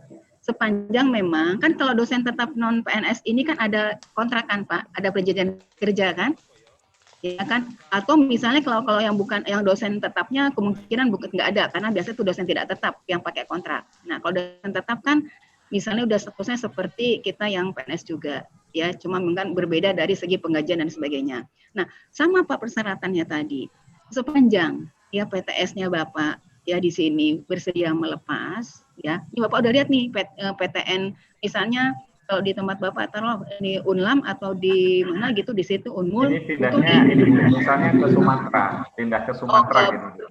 Daerah lain ya Pak ya. Di pihak PTN itu Bu, pihak PTN-nya memang sudah oke gitu. Artinya memang karena mereka mau mengadakan perekrutan dosen itu agak susah untuk PNS sehingga merekrut yang non PNS. Harapannya kalau merekrut yang non PNS yang sudah ada pengalaman juga dia ini gitu loh Bu. Jadi pada intinya bisa. Sama Pak prinsipnya ya. Jadi misalnya di sini Bapak kan udah jelas nih yang yang bersedia menerima sudah ada. Nah, tinggal sekarang PTS tempat Bapak mengabdi selama ini apakah bersedia melepas? Ya kalau Bapak pindah ya misalnya Bapak mengajukan usul itu bersedia melepas tidak. Kalau misalnya memang PTS-nya Bapak bersedia melepas, nah nanti mungkin tinggal dikomunikasikan dengan LDikti Pak. Dan LDikti nanti kemudian LDikti-nya yang akan koordinasi lagi dengan PTN tempat Bapak yang dituju tadi. Nah setelah itu mungkin nanti kalau udah ada usul dari LDikti ke PTN yang dituju Bapak, nanti misalnya memang sudah bersedia dilepas dari LDikti wilayah 11, nah nanti tinggal PTN yang tadi Bapak tuju mengeluarkan SK di sana, seperti itu Pak. Prinsip seperti itu sama Pak. Ya tetap ada kesediaan melepas dan menerima. Sepanjang 2% itu terpenuhi silakan Pak. Jadi bisa ya Pak ya. Prinsipnya Bu, bisa. Mungkin saya sedikit lagi. Tadi berarti awalnya nanti misalnya sudah ada surat dari PTN-nya itu ke L2 Dikti baru ini ke L2 Dikti yang di Sumatera gitu dulu Bu nggih. Baru L2 Dikti Sumatera ke PTN. Kalau PTN itu tidak ada LDikti Pak, PTN yang bersangkutan langsung. Iya Pak, iya. Misalnya USU langsung ke USU Pak, nggak pernah melalui LDikti wilayah 1 tidak ya Pak ya. Iya, begitu Pak Pomo ya. Iya, matur nuwun Bu. Ya sami-sami Bapak, nggih. Yang kedua tadi Ibu Andi gitu ya, tadi agak putus-putus nih Bu. Saya juga nggak gitu jelas ya tadi uraian permasalahannya. Tapi cuma di ujung tadi saya sempat ada komentar ada sedikit ulang tadi ya, belum 5 tahun gitu ya Bu ya. Kalau nggak salah tadi ya, belum 5 tahun gitu ya. Jadi gini Bu, tadi kan saya sampaikan persyaratan tadi kan ada minimal memiliki masa kerja 5 tahun untuk perpindahan. Tapi ada juga yang menentukan 15 tahun. Jadi beberapa waktu yang lalu saya itu ada dosen membuat surat ke kami di Biro SDM mengajukan usul pindah, tapi ditolak. Dia dosen memang belum 5 tahun di salah satu PTN. Tapi di sana ada permasalahan dengan ketua jurusan ya sampai ada bawa senjata tajam dan sebagainya, istilahnya nyawanya udah terancam lah, sehingga dia sampai depresi berat gitu ya. Pada saat itu mengajukan pindah karena merasa nyawanya sudah terancam. Nah, tapi ditolak ya oleh perguruan tinggi, alasannya di sana itu karena mereka punya kontrak itu sebelum 15 tahun tidak boleh pindah, apalagi ini belum terpenuhi 5 tahun, seperti itu Bu. Minimal itu memang kalau di peraturan kita itu minimal itu 5 tahun baru boleh pindah. Nah, jadi kalau Ibu memang saat ini belum memenuhi 5 tahun, nah sekarang kalau misalnya memang kondisinya sangat memaksa, coba dibicarakan dengan pimpinan, apakah itu bisa. Tapi kalau persyaratan kita di peraturan itu Bu, minimal itu 5 tahun baru boleh pindah. Ya, tadi sudah saya sampaikan ya persyaratan masa kerja itu 5 tahun. Kemudian juga nanti untuk perpindahan tadi seperti Pak Supomo bilang kan udah pengalaman. Nah, jadi sekarang ini di Permen Revisi 91 ini tidak mensyaratkan pengalaman. Tapi nanti di Permendikbud sebagai revisi Permendikbud 91 ini akan tetap muncul persyaratan pengalaman mengajar di perguruan tinggi minimal 2 tahun karena kita ngacu ke Permen Pan RB-nya seperti itu. Nah, sementara kita ngacu ke peraturan yang lama. Jadi begitu ya Ibu Andi tadi paling tidak terpenuhi masa kerja 5 tahun lebih dulu ya Bu ya. Ya. Ya. Misalnya pimpinan asal menyetujui perpindahan, misal apakah boleh saya lanjut untuk pengajuan dokumen-dokumen untuk Gimana Bu? Ini suaranya nggak jelas banget memang. Misalkan Ibu pimpinan PTS asal mengizinkan Ibu melepas, itu gimana?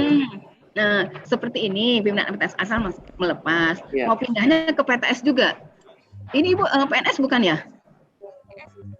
Ya, Ibu PNS bukan? Aduh. Kedengeran, nggak ada suaranya. Bukan, di saya malah nggak kedengeran sama sekali ini suaranya. Bu Andi mungkin bisa di chat Ibu. Iya, di saya nggak terdengar suara Ibu.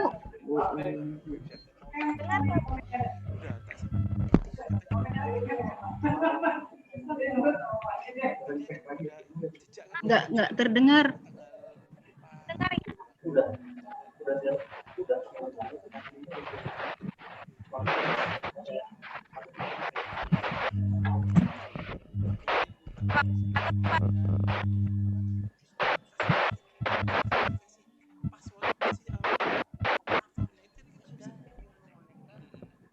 Halo.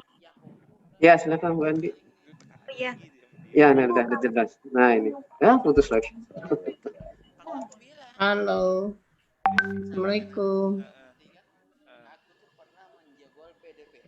Halo Pak Moderator. Ya, silakan Bu Andi, silakan. Putus lagi. Aduh. Pak Beni, apa kedengeran? Ya, silakan Ibu. Ya kalau misalnya ya seperti yang saya katakan, kalau saya mengajukan perpindahan kemudian pimpinan universitas asal menyetujui tetapi misalnya tadi belum sampai 5 tahun masa kerjanya, itu apa boleh saya melanjutkan ke persyaratan kelengkapan dokumen karena sudah ada juga PTS tujuan yang sudah menerima, kemudian dengan pertimbangan di PTS asal itu saya tidak bisa mengajar secara realnya gitu nah Pak, karena pertimbangan jarak, saya sudah pindah rumah ikut suami dan sebagainya. Iya. Ibu PNS atau non PNS Ibu? Maaf. Non PNS Pak. Non PNS Bu tadi. Silakan Ibu. Ya, baik Bu Andi, kalau non PNS, nah ini nanti tergantung kebijakan dari Pak Kepala atau Pak SSL Dikti ya Bu ya, karena ini kan non PNS, kalau PNS kan tetap harus ke kami ke pusat, ini kan non PNS antar PTS, masih dalam lingkungan Dikti ya. Masih di Kalimantan ya. Nah, nanti kalau misalnya tempat Ibu sekarang ternyata memang juga seperti tadi Ibu sampaikan, kemudian sudah ada PTS yang bersedia menerima, nah Ibu nanti coba mengajukan permohonan ke LLDT ya Bu, nanti LLDT yang akan menentukan. Tadi seperti tadi saya sampaikan, kan kepala LLDT mempunyai kewenangan untuk melaksanakan penataan dan sebagainya. Ya Bu ya, begitu ya Bu Andi. Terima kasih banyak Bu. Ya, sama-sama Bu Andi ya. Dari Bu Mardatilah Ibu, dari Bu Mardatilah tadi. Itu tadi apa pertanyaannya tuh? Ada 2 ya tadi ya? Nah, dari ya, Widya Suara Ibu, dari Widya Suara. Mau pindah ke dosen. Terus yang kedua dari apa Ibu tadi? Dari PNS Kabupaten, pindah ke Kabupaten PNS ya, dari instansi lain, dari instansi luar. Baik, dua-duanya boleh Ibu. Nah, jadi sekarang ini dulu Bu memang ada edaran dari Kemenpan. dulu ada edaran yang menyebutkan bahwa guru dan pengawas sekolah tidak diperkenankan beralih jadi dosen. Tapi sekarang semua jabatan boleh, Bu. Mau Widyaswara, mau pengawas, mau guru, mau PLP, mau arsiparis, silahkan. Sepanjang persyaratannya dipenuhi. Jadi boleh saja Ibu, tadi persyaratan sudah saya sebutkan ya Bu ya. Jadi nanti kalau misalnya ada keluarga Ibu, ada yang berkeinginan mutasi menjadi dosen, nah dilihat persyaratannya. Ijazahnya apa? S1, S2-nya linear tidak. Kalau tidak linear itu diambil ijazah S2-nya. Ya, seperti itu. Nah, kemudian nanti kalau misalnya sudah terpenuhi persyaratan, silahkan diajukan. Ya, yang mengajukan itu saya sampaikan, yang kemudian ada unit kerja yang akan menerima. Setelah dipenuhi persyaratan semuanya, ya nanti baru. Misalnya nih, dari WI kan berarti, dari apa tadi, Widyaswara ya? Biasanya di bawah kementerian apa? Nah, misalnya di bawah kementerian Dikbud. Nah, berarti nanti misalnya dari Kapus Diklat, misalnya seperti itu Bu, nanti ngajukan ya bersedia melepasnya, terus mau ngajarnya di mana? Misalnya mau ngajarnya di PTS Dikti Wilayah 3, misalnya di Trisakti. Nah, nanti Trisaktinya udah bersedia melepas, dilengkapi semua dokumennya. Nanti jadi yang mengusulkan itu adalah LDT Wilayah 3, karena Trisakti di LDT Wilayah 3. Jadi yang mengusulkan itu adalah unit kerja yang akan menerima setelah kelengkapan dokumen itu sudah dilampirkan. Nah, itu pertanyaan pertama, Ibu. Yang kedua, PNS Kabupaten PTS. Boleh, Ibu. Tadi kan ada kita sebut kemungkinan perpindahan itu yang terakhir. Alih tugas dari non-dosen menjadi dosen. Boleh, ya Bu, ya, sepanjang persyaratan dipenuhi silakan saja. Nanti yang mengusulkan itu lagi. Misalnya mau pindahnya, misalnya PNS Kabupaten di salah satu provinsi di Kaltim misalnya. Nah, mau pindah ke PTS di lingkungan Kaltim, nah nanti usulnya itu dari LDT wilayah 11. Setelah ada persetujuan melepas dari pemerintah kabupaten. Seperti itu. Ya, Bu ya. Baik, itu Bu Marotila. Terima kasih, Ibu. Ya, baik. Untuk pertanyaan selanjutnya saya ambil dari chat Ibu, dari chat dari atas. Ya, dari chat dulu dari awal, Bu. Sebentar Ibu, maaf. Ini dari yang teratas dulu, dari Pak Ahmad Ramli, dari IKIP PGRI Kaltim. PNS non-dosen yang sedang menduduki jabatan tinggi, jabatan administrasi, atau jabatan fungsional selain dosen, dapat mengusulkan alih tugas menjadi dosen. Mohon penjelasan, Bu. Oh, itu barusan sudah. Oh, ya. Sama ya, Pak Ahmad Ramli? Sama, barusan jelaskan Pak Mardotilah ya, Bu. Ya, Pak. Iya. Iya. Begitu Pak Ahmad Ramli? Ya. Ya, bisa, baik. bisa Pak, bisa ya Pak, bisa mengajukan sepanjang persyaratan terpenuhi ya Pak, ya, ijazah dan sebagainya terpenuhi, silahkan, bisa Pak. Ya. Yang selanjutnya dari Ibnu Hayat dari Setia Widya Praja. Bagaimana jika ada PTS yang mengusulkan NIDN tanpa sepengetahuannya BS? Banyak terjadi karena menyalahgunakan dokumen lamaran kerja dosen, kemudian diterima di PTS yang berbeda. PTS asal mempersulit perpindahannya ke PTS baru. Bagaimana solusinya, Ibu? Terkait NIDN, nanti mungkin berikut ya. Kita belum menjelaskan tentang NIDN ya.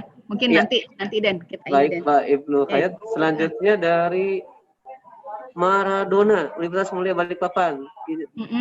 Jika dosen pindah dari PTN ke PTS dalam suatu wilayah, bagaimana prosedurnya? Apakah wajib memiliki rekomendasi PTS setempat? Dari PTN ke PTS, Bu, dalam satu wilayah. Dari PTN ke PTS, ya, sama, prosedurnya sama, ya. Jadi sama seperti tadi, dari PTN ke PTS itu tetap, ya kan itu udah harus ke kementerian, harus ke kementerian, ya Bapak Maradona. Pak Maradona, iya. Jadi nanti misalnya saat ini Bapak mau pindah sekarang status Bapak dosen PNS di PTN, mau pindah ke PTS, itu tadi Pak, nanti ada kelengkapan penolakan dari PTN yang ada di situ. Nah, memang kendalanya di sana Pak. Misalnya kalau Bapak tinggal sekarang di Kaltim yang cuma Bapak sekarang dosen Unmul. Nah, kemudian di Unmul kan hanya di situ ada Poltek Kaltim, selain Unmul ada apa di situ? Politani Samarinda ya, Poltek Samarinda. Begitu di sana adanya kan. Nah, harus ada penolakan dari 2 unit tersebut untuk ke PTS. Kalau tidak ada, ya nggak bisa Pak. Kalau kepindahnya ke PTS, jadi kalau pindah ke PTS itu harus ada penolakan dari 2 PTN di kota yang tempat lokasi PTS tersebut. Begitu. Pak ya, Pak Maradona. Ya, mungkin selanjutnya Ibu dari Universitas Jaya Bontang dengan Ibu siapa, Mas? Saya Pak, Bu Rosmiati. Iya, dengan Mas Sumiati. Iya. Apakah boleh dosen pindah tanpa, mungkin ini kalau singkatnya tanpa ada syarat-syarat yang disebutkan tadi, Ibu? Iya betul, Pak. Tidak boleh, Tidak ada Bu. lolos butuh, tidak ada lolos butuh, tidak ada rasio, tidak ada Kalau misalnya tidak penting yang tidak pernah melakukan surat siap melepas seperti itu, Ibu. kan tidak boleh Bu, tapi kalau misalnya itu sudah terjadi, gitu, home base kami dosen tersebut namanya sudah hilang, tiba-tiba namanya tercantum di home base perguruan tinggi lain. Ya gitu Ibu, tiba-tiba namanya ada di PTS lain, Ibu. Nah, Terdaftar. ini berarti pada saat ini PNS bukan ya, Bu? Yang bersangkutan PNS bukan? Ibu, PNS bukan? suaranya diaktifkan dulu, Ibu, maaf. Bukan PNS Bu. Bukan PNS, Jadi Oh, dia bukan PNS. dosen pertama jadi dosen di kampus kami sampai sertifikasi masuk 2012, lalu sertifikasi dosen 2017, tahu-tahu 2018 keluar. Tetapi tidak pernah ada tidak pernah mengeluarkan lolos uji. Rasio dosen di tempat kami juga dari perguruan tinggi kami tidak pernah mengeluarkan surat melepas. Ya itu intinya banyak persyaratan yang tidak dipenuhi sesuai dengan yang Ibu sampaikan tadi. Nah kalau sudah terjadi seperti itu, solusinya seperti apa, Bu? Jadi nanti begini, Bu. Ini kan PTS ini ya, Bu, ya kan di bawah LLDikti. Jadi nanti mohon dari pihak PTS itu melapor ke LLDikti lebih dulu, Ibu. Nah, nanti di sana LLDikti yang akan memutuskan seperti apa, karena ini kan masih kewenangan LLDikti. Nanti kalau misalnya LLDikti ternyata sudah tidak bisa lagi menempuh jalan keluar untuk penyelesaian terus, baru diteruskan ke kementerian. Nah, sementara nanti Ibu dari pihak perguruan tinggi Ibu melapor, membuat surat ke LLDikti terkait dengan permasalahan yang dihadapi tersebut. Begitu ya, Bu ya? Sebenarnya itu sudah kami tempuh, Bu. Sudah ada pemberitahuan juga dari Dikti bahwa dari pihak Dikti tidak pernah mengeluarkan surat lolos butuh. Tetapi sampai hari ini masih tetap. Ada waktu itu Pak Akbar juga, mohon maaf Pak Akbar sempat waktu itu membalas surat dari kami mengatakan bahwa tidak pernah mengeluarkan surat lolos butuh. Tapi masih tetap di home base-nya masih di sana, Bu. Gimana, Bu? Oh, nanti dicek lagi, Bu. Nanti coba dari LLDikti mengajukan pengecekan home base itu ke Dikti ya, Bu ya, ke Ditjen Dikti. Mungkin di sana dilihat lagi terkait dengan NIDN atau NIDK-nya ya, Bu ya. Nanti dicek di sana statusnya di mana, seperti itu. Oh iya, Bu.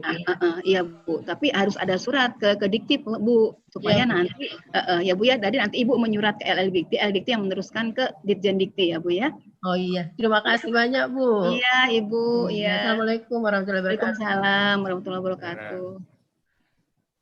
Misi Bu, mau nanya Bu. Halo, Assalamualaikum. Waalaikumsalam. Ya, Pak. Ya Bu, yang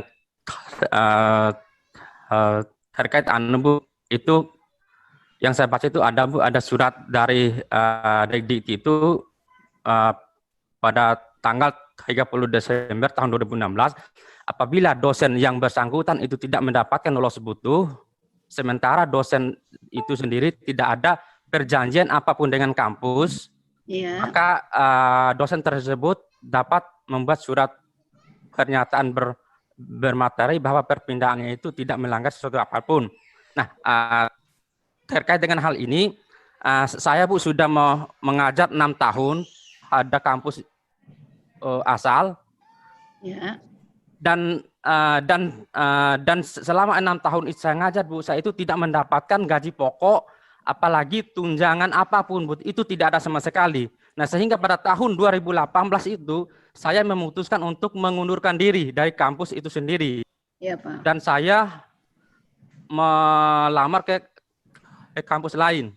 Nah, jadi alasannya saya pindah itu ataupun mengundurkan diri itu adalah sangat logis sekali Bu, bahwa pada saat itu saya itu mempunyai anak kecil itu 2 yang masih bayi Bu itu. Nah, mungkin ini yang yang saya nanggapi atas yang disampaikan pada yang tadi ataupun yang dari kampus Universitas Trunajaya, Bu. Mungkin itu aja, Bu. Nah yang saya tanyakan, bagaimana solusinya jika hal ini seperti ini, mengingat dosen itu punya hak untuk hidup seperti itu, Bu. Alasannya ini, Bu, sangat logis karena tidak ada gaji pokok yang diberikan dan tunjangan apapun itu tidak ada, Bu. Mohon maaf, dulu saya itu hanya diberikan gaji ngajar per SKS-nya saja. Andaikan saya tidak masuk, andaikan saya hanya mendapatkan 2 jam saja, maka saya menerima honor itu hanya sebatas itu aja, Bu. Ya, mohon maaf sebelumnya. Terima kasih banyak. Baik, Pak Ahmad Yani ya, Pak ya. Ya, Ya, betul yang tadi Bapak sampaikan. Memang kita ada peraturan yang menyebut seperti yang tadi Bapak sampaikan. Dalam hal tidak ada perjanjian kerja, nah seperti dan seterusnya ya, Pak ya. Ya, betul. Memang ada. Nah, tapi balik lagi Pak ke masalah kewenangan Kepala LLDikti tadi. Ini di slide saya yang terakhir ya, itu kan disebut tadi kewenangan Kepala LLDikti di sana. Apalagi terkait ini dengan sesama PTS di dalam lingkup LLDikti yang sama. Jadi kembali lagi tadi saya sampaikan seperti tadi saya sampaikan ke Ibu siapa tadi? Ibu Rosmiati ya. Ibu Rosmiati. Nah, itu sama, Pak. Jadi nanti apapun itu permasalahan antara dosen dengan yayasan, dengan pimpinan PTS yang bersangkutan, sepanjang ini dosen non PNS, ya silahkan diselesaikan dulu di lingkup LLDikti. Nah, nanti jadi baik Bapak maupun pimpinan PTS yang sudah ditinggalkan atau bagaimana, mungkin nanti bisa dipertemukan oleh Kepala LLDikti, diselesaikan masalahnya seperti itu, supaya nanti kalau tadi Bapak sampaikan kepindahan Bapak memang karena alasan-alasan seperti itu kalau menurut saya sangat manusiawi soal seorang mengajukan perpindahan, karena kalau sudah tuntutan nafkah, nah itu kan pasti juga kita akan, apalagi demi keluarga, pasti kita akan mencari apapun itu yang lebih baik. Nah, tapi itu tadi semua permasalahan kan Pak pasti bisa dicari solusinya. Tergantung nanti Bapak dengan perguruan tinggi seperti apa. Nah, memang kalau misalnya Bapak memang tidak ada perjanjian kerja di sana, Bapak buktikan bahwa memang tidak ada perjanjian kerja di sana. Kemudian dari pihak dari pihak LDT mungkin nanti bisa menengahi dari pihak PTS atau yayasan bagaimana, dari pihak pribadi Bapak seperti apa, nanti diambil jalan tengah oleh pimpinan di LLDikti, begitu Pak.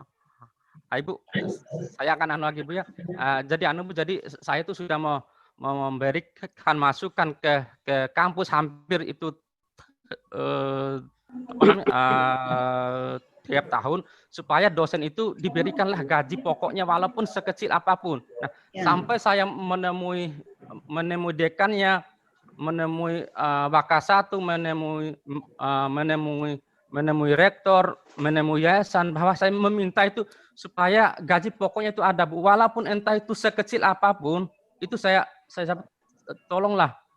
Dan saya Bu sudah menyampaikan dengan hal-hal yang bagus, dengan lobby A sampai Z, dan saya sampaikan pada saat itu saya tidak akan mengundurkan diri jika saya mempunyai gaji pokok, entah itu 500 ataupun apapun, yang penting ada gaji pokok untuk saya, untuk anak-anak saya, untuk keluarga saya. Dan jawabannya yayasan pada saat itu, Bu, kami tidak mampu membayar itu, Pak. Seperti itu katanya. Dan bahkan dari pihak yayasan dengan rektor pada saat itu, jangan membawa nama masalah keluarga di kampus gitu katanya, Bu. Nah, terus saya bilang pada saat itu, nah, apakah saya ini harus mengekos di sini sampai tua? Terus bagaimana dengan anak-anak saya nanti untuk sekolahnya sampai saat itu. Nah, habis itu di akhir itu, Bu, saya diancam, jika Bapak mau mengundurkan diri ataupun pindah, maka kami akan mencabut NIDN Bapak, kepangkatan Bapak, serdos Bapak. Dia bilang gitu. Nah, jadi pada saat itu, Bu, saya itu hanya nekat bahwa saya sangat yakin pasti ada nanti orang-orang yang bisa memahami saya seperti itu, Bu. Mungkin itu aja, Bu. Makasih banyak. Baik, terima kasih Pak Ahmad. Mungkin nanti ya internal lah ya dengan pihak LDIKT ya Pak ya, seperti ini permasalahan yang Bapak sampaikan. Tadi Bu Rosmeti juga disampaikan.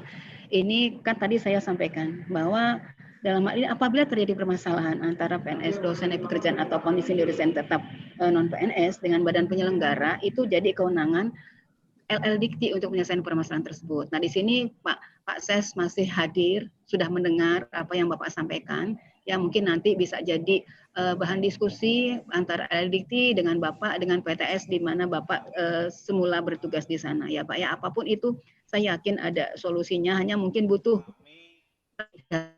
keterbukaan dan sebagainya. Memang kalau kebijakan PTS itu kan juga setiap PTS itu mempunyai kebijakan yang berbeda. Dalam hal ini nanti Bapak yang sudah tahu dia bakal kemukakan, barangkali Bapak bisa membuat secara tertulis ditujukan kepada kepala LDT dan seterusnya untuk nanti bahan pertimbangan dari Pak Kepala dalam menentukan nasib Bapak selanjutnya. Ya begitu ya Pak ya. Dan kami dari kementerian tidak sampai sejauh itu kewenangan kami karena memang sudah ditentukan itu kewenangan dari pimpinan unit kerja di tempat yang bersangkutan melaksanakan tugas. Seperti itu Pak. Jadi Bapak sekarang statusnya di PTS di bawah LDT wilayah 11, nah berarti kewenangan sementara itu di LDT wilayah 11. Nanti kalau ternyata LDT wilayah 11 tidak dapat menyelesaikan permasalahan yang ada, mungkin bisa menyurat ke Ditjen Dikti selaku instansi selaku unit kerja yang memang membawahi perguruan tinggi dan LLDikti. Begitu ya Pak Yani ya. Baik Bu, makasih Bu. Ya Pak. Saya kembali ke Pak Denny. Gimana Pak Denny? Pak Denny. Maaf, di unmute tadi. Dan selanjutnya ada masih dua pertanyaan lagi dari Pak Beni Kurniawan sama Pak Muhammad Ludi Patra. Pak Beni Kurniawan, iya. Pak Beni, kami kemarin melepas dosen tetap PTS kami ke LDIKT 9 Sulawesi. Kami lepas dengan cara mengubah status dosen dari dosen tetap menjadi dosen luar swasta seperti Kutim, Kutai Timur. Sehingga ini dengan kode awal 11 jadi kode 99. Setelah itu diklaim oleh LDIKT 9, tapi mereka protes karena NID-nya jadi kode awal jadi 99. Nah, sekarang dosen tersebut sudah berhasil klaim oleh institusi swasta yang menurut apakah kami salah? Nah, Bu. Ini agak muter-muter intinya, Bu. Silakan Bu Tati.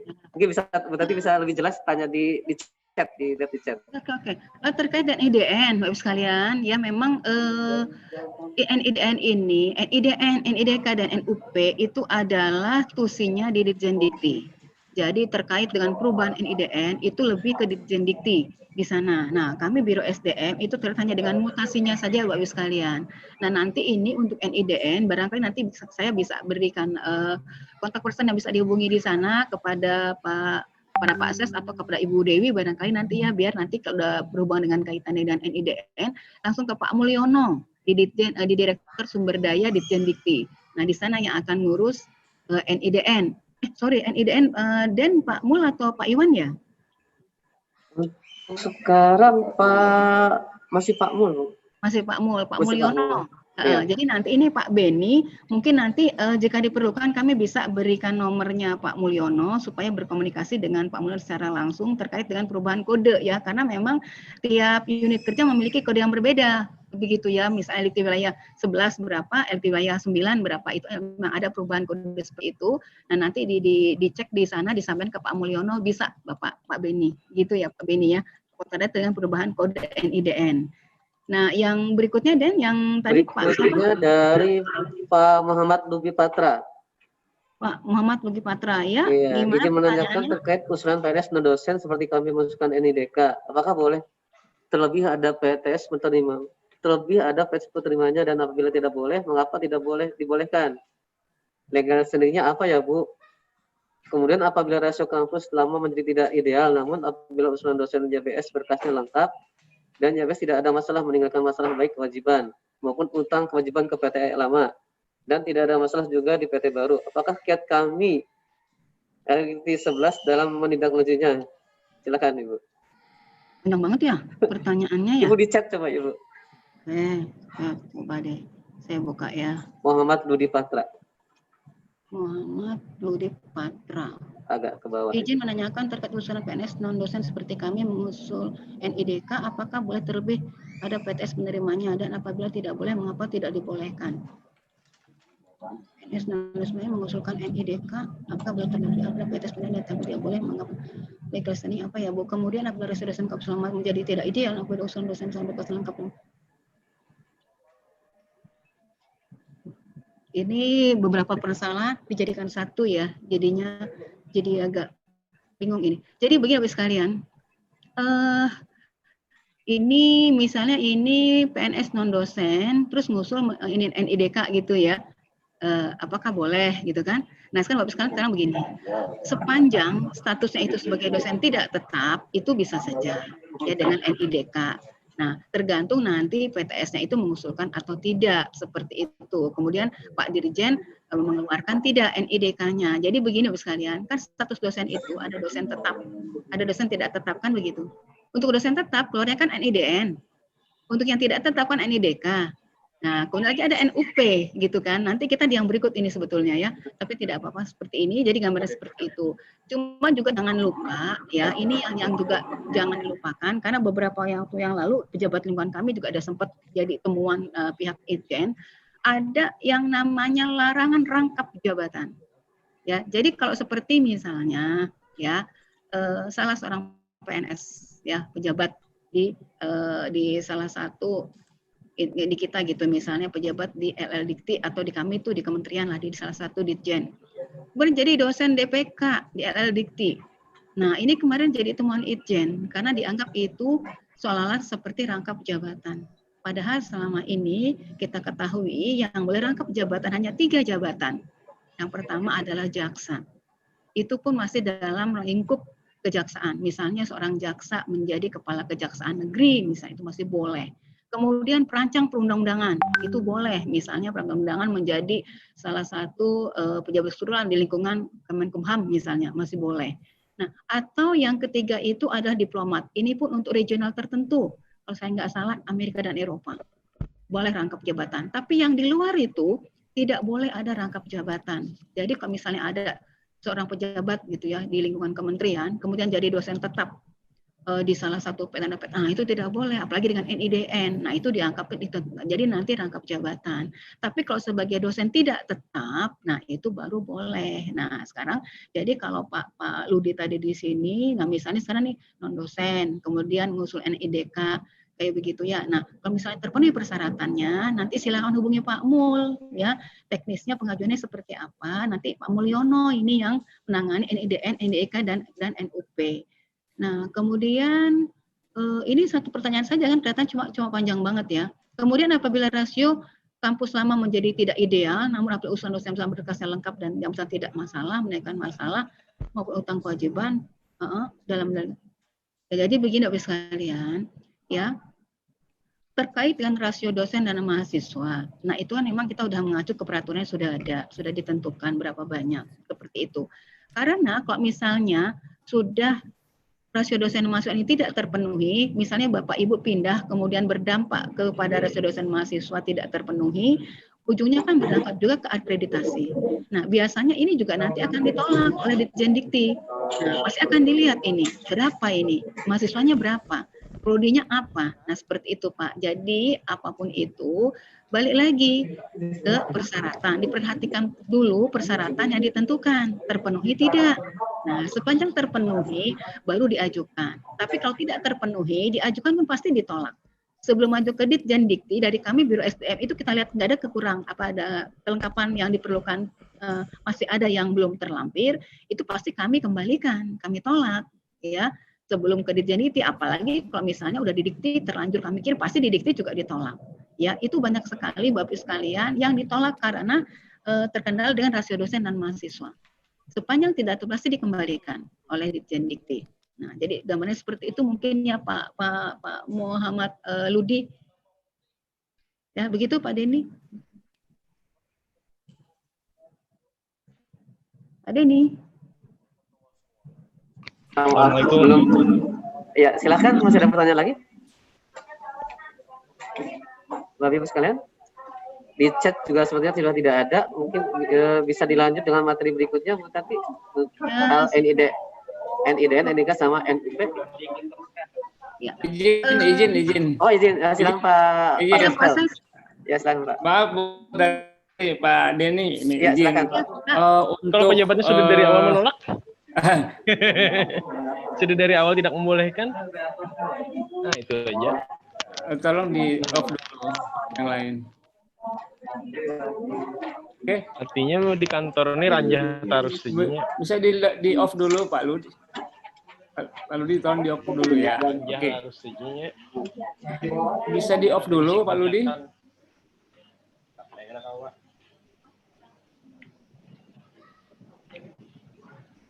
Oke. Untuk yang minta informasi tentang apa namanya tadi registrasi untuk Pak Mulyono, beliau di Koordinator Kompetensi Pendidik di Sumber Daya. Iya, Pak. Kemudian bisa juga menghubungi Pak Firman Rudiansyah. Nah, untuk NIDN kodenya itu 00 sampai 00 sampai 76. Itu kode NIDN. Kemudian untuk NIK 88 atau 89. Kemudian NUP 99. Yang terbaru ini akan disosialisasi berikutnya, ini belum, tapi akan disosialisasikan. Di kantor jalan aturan itu. Bisa diam dulu Pak Ludi. Sengaja aku memang bunyikan. Dan banyak babi-babi lagi. ITK 77. Ya, jadi itu informasi untuk kode nomor registrasi. Ya Pak. Terus saya mohon izin Bu, tambah tadi untuk kasus Pak Ahmad Yani. Iya Pak. Sudah ketemu dengan ketua yayasannya dari kampus asal. Iya. Kelihatannya sudah ini Bu, sudah merelakan yang Pak Ahmad Yani untuk pindah. Iya, alhamdulillah ya, sudah clear ya Pak ya. Iya. Iya Ibu. Cuma mungkin dari pihak kampus yang mungkin belum mengajukan melaporkan LDT ya Pak ya. Iya. Selanjutnya kami nanti akan bicara internal Bu soalnya. Iya Pak Akbar, terima kasih Bapak. Baik Bu, lanjut Pak Den. Ya. Ya, silahkan Bu Tati untuk materi berikutnya tentang NIDN, NIK, dan NUP. Silahkan Bu Tati. Mohon izin Pak Ses, ini sebenarnya tidak terpisah, ini hanya sekedar informasi aja buat Bapak Ibu yang kebetulan memerlukan terkait NIDK ini. Jadi cuma ternyata ini dibuatnya terpisah gitu, padahal ini menyatu dengan apa yang tadi tentang perpindahan, karena saya hanya ingin menegaskan apa sih perbedaan NIDN, NIDK, dan NUP begitu Pak. Baik, lanjut Pak Denny. Baik. Nah, Bapak sekalian, nah ini terkait dengan NIDK ini ya, slide yang berikut. Ya, di sini setiap dosen yang sudah memang terdaftar memiliki NIDN, NIDK itu ternyata tidak bisa selamanya memiliki NIDN, NIDK atau NUP karena itu bisa saja dicabut. Ya, siapa yang berwenang mencabut? Nah, itu adalah yang berwenang mencabut Pak Dirjen, Dirjen Dikti. Dirjen Dikti ini berwenang mencabut NIDN, NIDK atau NUP apabila, nah ini Bapak sekalian ya, dosen tetap yang diangkat perguruan tinggi dan berjanjian kerja, dosen tetap, tutor atau instruktur tidak memenuhi persyaratan perolehan NIDN. Nah ini kalau tidak memenuhi persyaratannya ini dicabut ya. Nah kemudian dosen tetap yang diangkat perguruan tinggi dan berjanjian kerja, dosen tidak tetap, tutor atau instruktur yang tidak melaksanakan kewajibannya. Jadi dilihat lagi, kewajiban dosen apa saja sih? Nah, apabila tidak melaksanakan kewajibannya tersebut, nah, dia bisa dapat dicabut NIDN, NIDK atau NUP-nya. Nanti kita lihat ada apa saja yang menjadi tugas kewajiban dosen. Kemudian diusulkan oleh dosen tetap yang diangkat perguruan tinggi berdasarkan perjanjian, dosen tidak tetap, tutor atau perguruan tinggi asal dengan alasan yang dapat ditanggungjawabkan. Jadi dosen yang bersangkutan yang mengajukan untuk pencabutan NIDN atau NIDK atau NUP. Yang terakhir, berdasarkan hasil evaluasi oleh kementerian perlu dilakukan pencabutan. Nah, jadi ternyata misalnya ada laporan atau pengaduan dan sebagainya setelah dikaji oleh kementerian, ternyata memang berdasarkan hasil evaluasi tersebut terpenuhi persyaratan pencabutan, akhirnya dicabut ya NIDN, NIDK atau NUP yang sudah dimiliki. Jadi ini semua adalah kewenangan dari Dirjen Dikti. Nah, nanti mungkin berbagi dengan Dirjen Diksi karena nanti akan terpisah. Yang tadi saya sampaikan antara Universitas Institut dan Poltek dengan akademi. Nah, seperti ini. Di slide yang berikut Pak Denny. Pak Ludi, mohon maaf ya, tadi kita di slide yang berikut. Nah, ini syarat menurut IDN. Ini buat Bapak Ibu yang masih belum memiliki, ini persyaratannya. Yang pertama WNI, ya. Kedua, telah diangkat sebagai dosen tetap perguruan tinggi. Ketiga, memiliki kualifikasi akademik sesuai dengan peraturan perundang-undangan. Keempat, aktif melaksanakan tidak perguruan tinggi, berusia paling tinggi 58 tahun pada saat diangkat sebagai dosen tetap.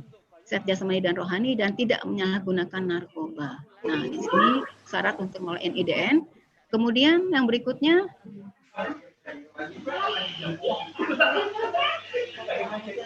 syarat memperoleh NIDK telah diangkat sebagai dosen oleh perguruan tinggi perjanjian dengan perjanjian kerja, memiliki kualifikasi akademik sesuai dengan ketentuan peraturan perundang-undangan, sehat jasmani dan rohani dan tidak menyalahgunakan narkoba.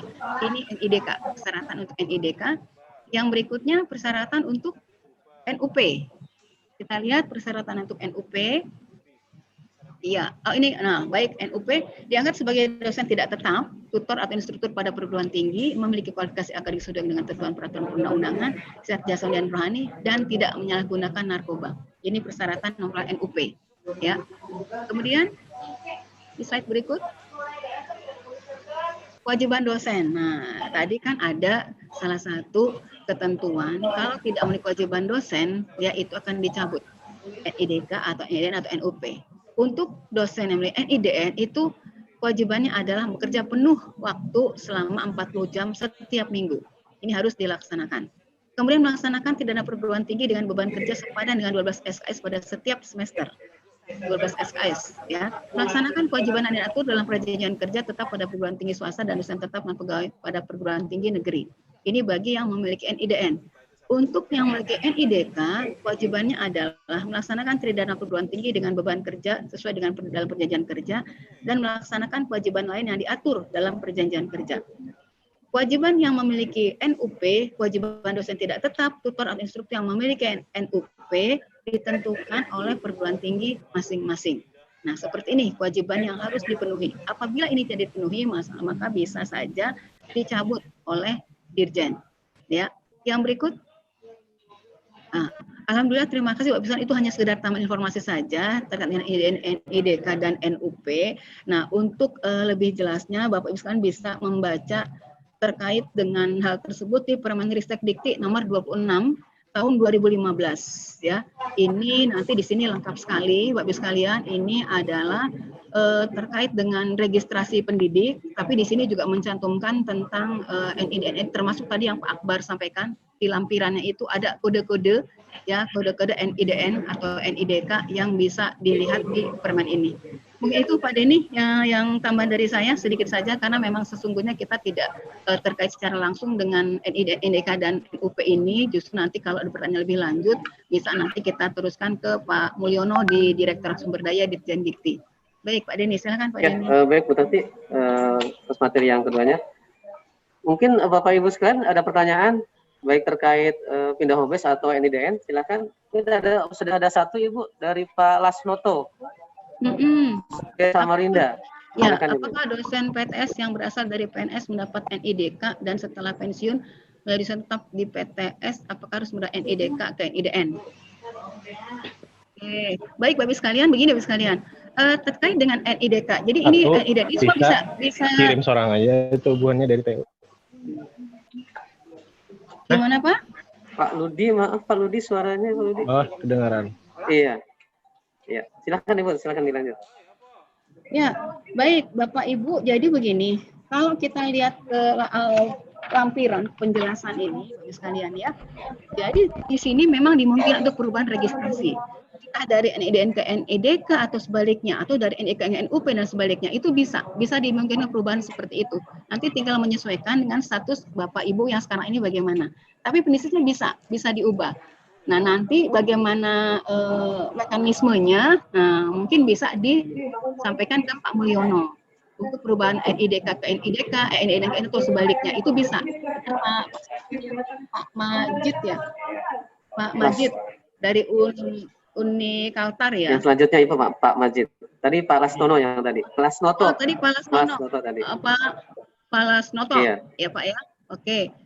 Selanjutnya dengan Pak Majid dari Uni Kaltar, Universitas Kalimantan Utara. Silakan Ibu. Ya, izin bertanya, Ibu, ada dosen kami yang telah memiliki NIDN perguruan tinggi swasta LDikti lain dan sudah mengajar di PTN kami LDikti 11. Alur persyaratan dan dokumentasi apa saja yang diperlukan? Maksudnya ini terkait dengan syarat perpindahannya atau NIDN-nya ya ini ya?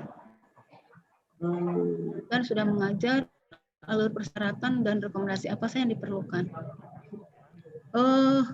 Mungkin bisa dipertegas ini Pak Majid, maksudnya apanya ini yang dipertanyakan, NIDN-nya kah atau persyaratan perpindahannya?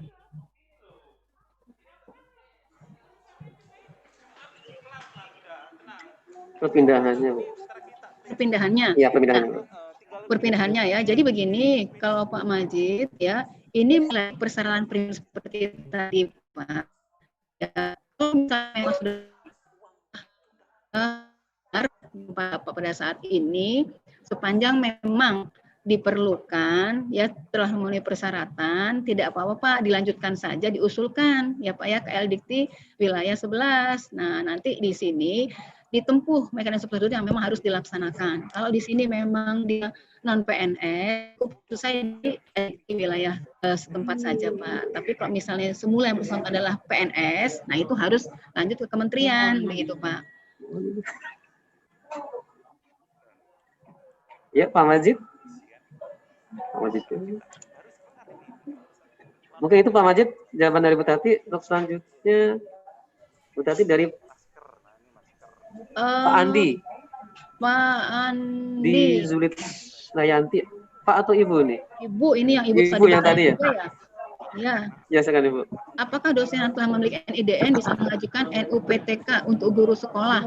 Nah, ini Bu, nggak boleh rangkap-rangkap ya Bu ya. Nah, jadi kan udah punya, kan ini NIDN kan untuk dosen, NUPTK kan untuk guru. Nah, ini kan sudah, saya yakin nggak bisa, karena ini pengurusannya berbeda ya Bu. Kalau untuk guru kan bukan di Ditjen Dikti. Tapi prinsipnya, apapun itu tidak boleh rangkap.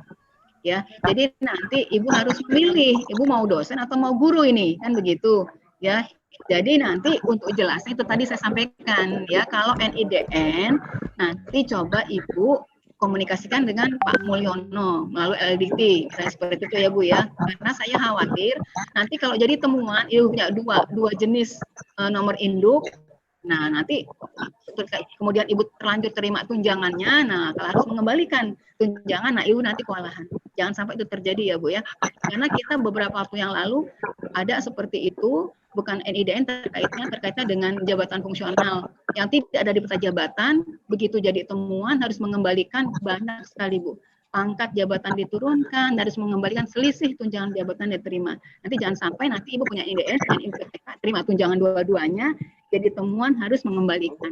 Itu ya, jangan sampai itu. Ya, baik. Kemudian yang Bu Selvia. Ya, silakan Ibu. Apakah dosen ber-NIDK dan NUP berpengaruh terhadap dosen mahasiswa? Ya, jadi nanti Ibu kalau kita baca di sini apa saja berpengaruh itu ya dalam satu prodi itu ditentukan. Nanti itu minimal itu adalah 6 yang ber-NIDN, ya. Jadi kalau misalnya di situ ada 6 terus ya, ada hanya 6 dosen, paling tidak 5 itu harus NIDN. NIDK-nya hanya boleh 1. Jadi ada perbandingannya Bapak Ibu sekalian dalam satu perguruan tinggi. Berapa yang ber-NIDN, harus lebih banyak yang NIDN-nya. Ya seperti itu. Boleh yang berbanding 50 itu untuk bidang program studi kedokteran, kesehatan itu boleh, tapi selebihnya itu tidak boleh. Harus tetap seperti tadi. Contohnya kalau ada 6 dosen, yang 5 harus NIDN, NIDK-nya hanya 1 saja. Seperti itu. Persyaratan untuk mengajukan NUP, NUP, nah tadi sudah saya sampaikan ya di slide saya. Nanti untuk lebih jelasnya, silakan Bapak Ibu baca Permenristek Dikti nomor 2 tahun 2016. Ya, di sana ada lengkap itu terkait dengan NIDN, NIDK, dan NUP. Saya ulang, Permenristek Dikti nomor 2 tahun 2016. Ini sebagai perubahan dari Permenristek Dikti nomor 26 tahun 2015. Itu di sana lengkap sekali, termasuk juga di lampirannya, itu tata cara sebagai mana yang disebutkan dalam pasal-pasal itu udah ada di sana semua. Ya. Kemudian Bu Fitri ya? Ibu, apakah dosen mana ini yang telah melanggar dari mengajar dari 2008 2017 dan belum melaksanakan pengurusan Jafung, apakah ini dicabut, diberhentikan jika belum mengajukan? Belum mengajukan. DNIDK tapi 2017. kemudian belum melakukan pengurusan jafung. Maksudnya pengurusan jafung di sini kenaikan jabatan atau perpindahan atau apa ini? Tahun pertama kemungkinan itu. Pengangkatan pertama. Kemungkinan. Nah, jadi seperti ini kita itu kan tadi apa aja sih yang bisa dicabut. Nah, seperti itu. Jadi kelihatannya itu persyaratan pencabutan itu kan tidak sembarangan, ya. Nanti kalau misalnya melanggar ketentuan yang tadi disebutkan, misalnya tidak melaksanakan tridharma dan seterusnya, itu yang bisa dicabut. Tapi sepanjang memang tidak melaksanakan pelanggaran itu, IDK-nya ini masih bisa berlaku, hanya mungkin segera melaksanakan pengangkatan pertama sesuai dengan ijazah yang dimiliki. Misalnya S2 ya bisa diangkat dalam jabatan asisten ahli sepanjang persyaratan sudah terpenuhi, angka kreditnya terpenuhi, seperti itu. Nah, memang sebelum punya jabatan fungsional, nah itu banyak dampaknya, tunjangan dan sebagainya kan tidak bisa diberikan kalau misalnya belum punya jabatan fungsional. Tapi terkait dengan pencabutan, nah ini kewenangannya Pak Dirjen. Nantinya ya apakah memang ada masalah dengan NIDK yang bersangkutan. Mungkin ini untuk Ibu Fitria. Kemudian untuk Rizdi, Pak Rizdi dari Itkes PHS Samarinda. Rizdi. Oh, bisa Bapak nanti melalui LGT wilayah 11 ya Pak ya, mohon izin ke Pak Ses barangkali bisa diberikan nanti materinya kepada Bapak Ibu peserta. Kalau dari kami silahkan saja. Kemudian Puji Astuti, apakah bisa pindah home base program studi? Bagaimana caranya? Terima kasih. Pindah home base prodi ini mungkin dalam satu PTS ya Bu ya? Iya Bu. Iya dalam satu PTS. Silahkan saja Ibu. Itu tadi balik lagi sama persyaratannya.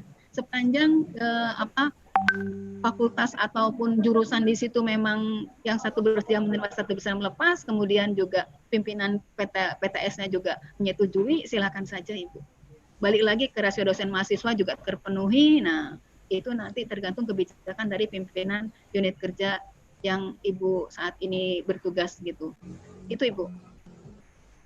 Baik, Bu Pujastuti, mungkin jawab dari tadi. Dari yang lain silakan.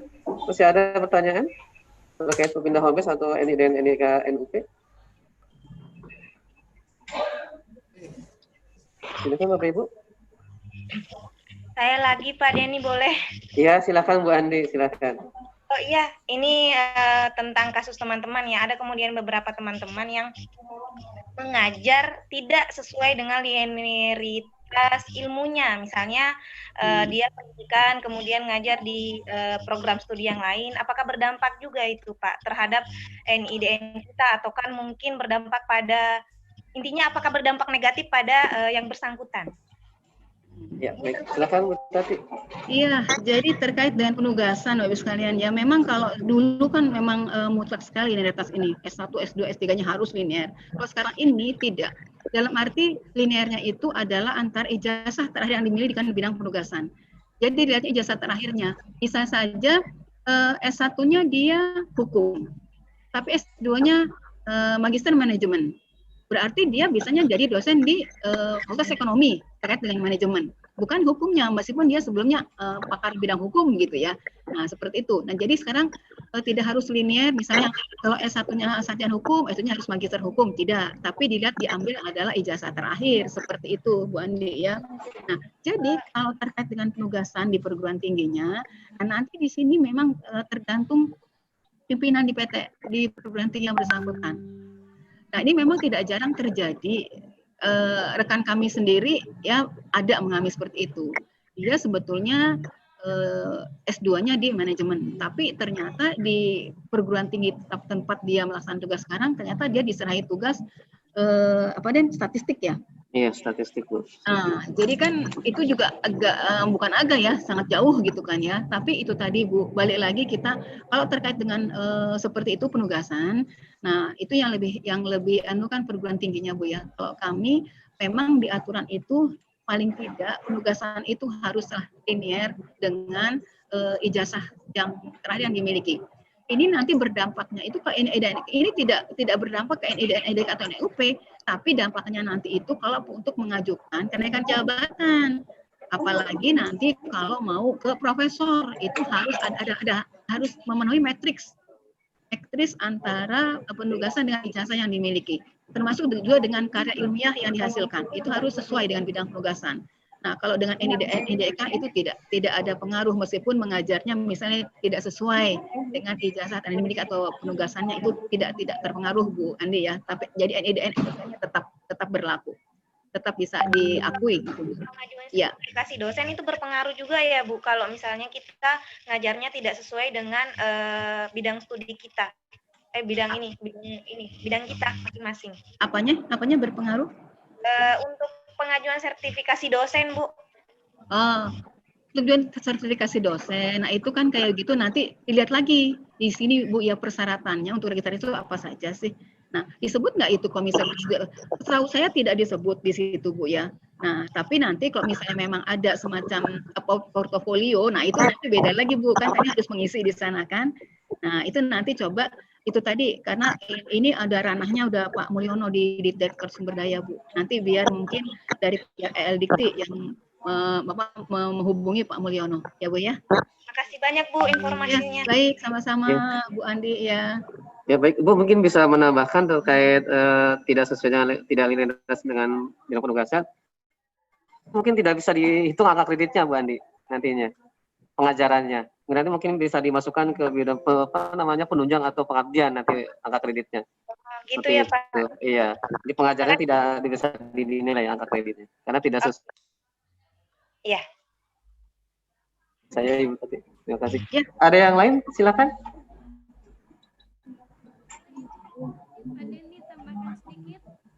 Iya, Bu Sylvia. Bu Sylvia ya? Bu Pak Denny. Siapa tadi? Silakan Ibu. Dengan Bu siapa tadi?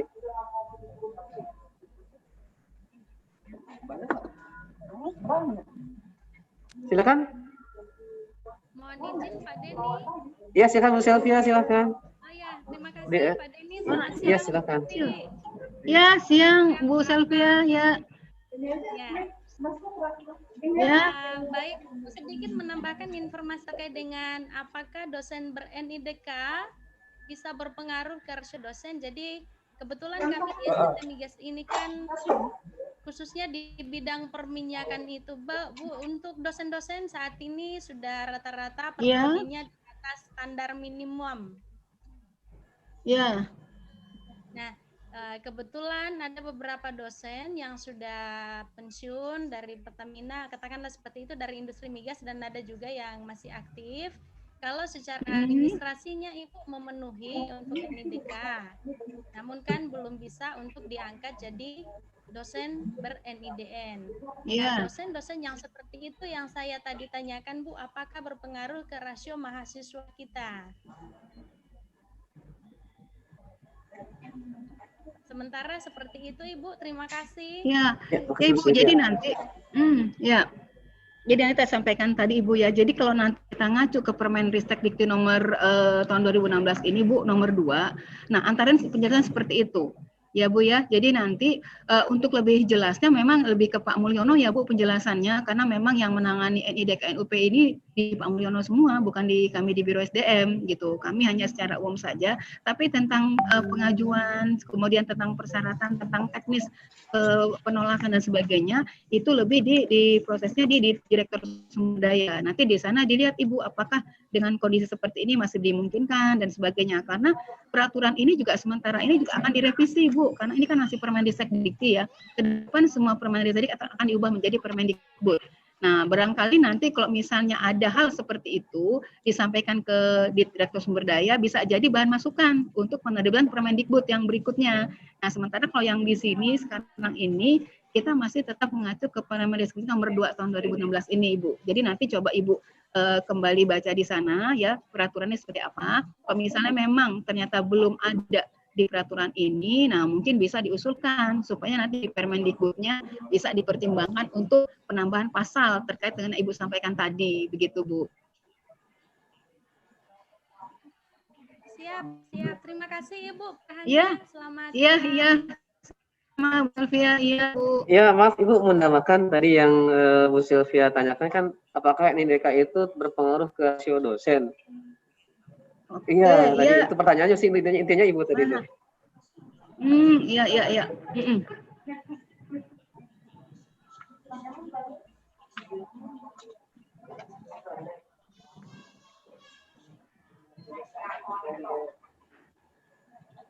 Ya, Pak Denny. Iya, ya, oh ya. Berpengaruh Ibu untuk NIDK itu berpengaruh ke rasio dosen. Itu masuk ke ini ke rasio dosen nanti NIDK itu. Tapi tetap tadi ya seperti Bu Tati bilang tetap NID-nya tetap dosen NID-nya harus ada minimal 6. Baru NIDK-nya itu bisa masuk ke perhitungan rasio dosen. Mungkin itu tambahan dari saya Bu Tati. Ada yang lain silakan. Mungkin Pak Sespel atau Bu Dewi ada tambahan?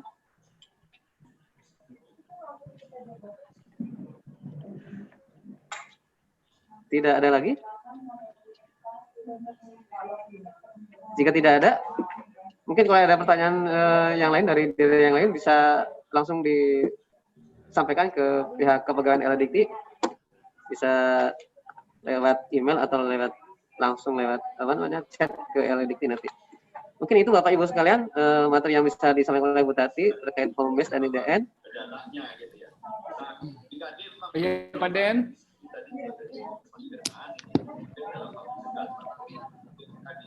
Iya, baik Bapak Ibu sekalian. Terima kasih Bu Tati untuk sebagai penghargaan kita kasih plus ke Bu Tati. Terima kasih Bu Tati. Iya, terima kasih Bapak sekalian. Terima kasih Bapak Ibu sekalian atas waktunya untuk mendengar materi dari Bu Tati. Mau saya kembalikan ke pembicara. Silahkan. Terima kasih Pak Denny. Baik Bapak dan Ibu sekalian, demikianlah telah kita ikuti bersama rangkaian acara Vikon kegiatan edukasi rekomendasi pindah home base eksternal dosen PNS DPK dan dosen tetap Yayasan PTS Kalimantan Timur dan Kalimantan Utara di lingkungan Lembaga Layanan Pendidikan Tinggi Wilayah 11. Terima kasih kami ucapkan kepada Ibu Tati Supartia, narasumber kita pada hari ini, dan Bapak Denny Ferdianat selaku moderator. Bapak Ibu hadirin yang kami banggakan. Atas nama panitia, mohon maaf apabila ada kekurangan maupun tutur kata yang salah dan kurang berkenan. Akhir kata, terima kasih atas perhatian dan partisipasi Anda. Wabillahi taufiq wal hidayah. Wassalamualaikum warahmatullahi wabarakatuh. Waalaikumsalam. Terima kasih Bu Tati. Terima kasih Pak Akbar, Bu Terima kasih, Dewi. Pak Den, Mohon ya. izin ya, terima kasih sama Pak. Mohon izin, Mohon izin kami Bapak Ibu sekalian. Ya, Bu. Kami lanjut kegiatannya.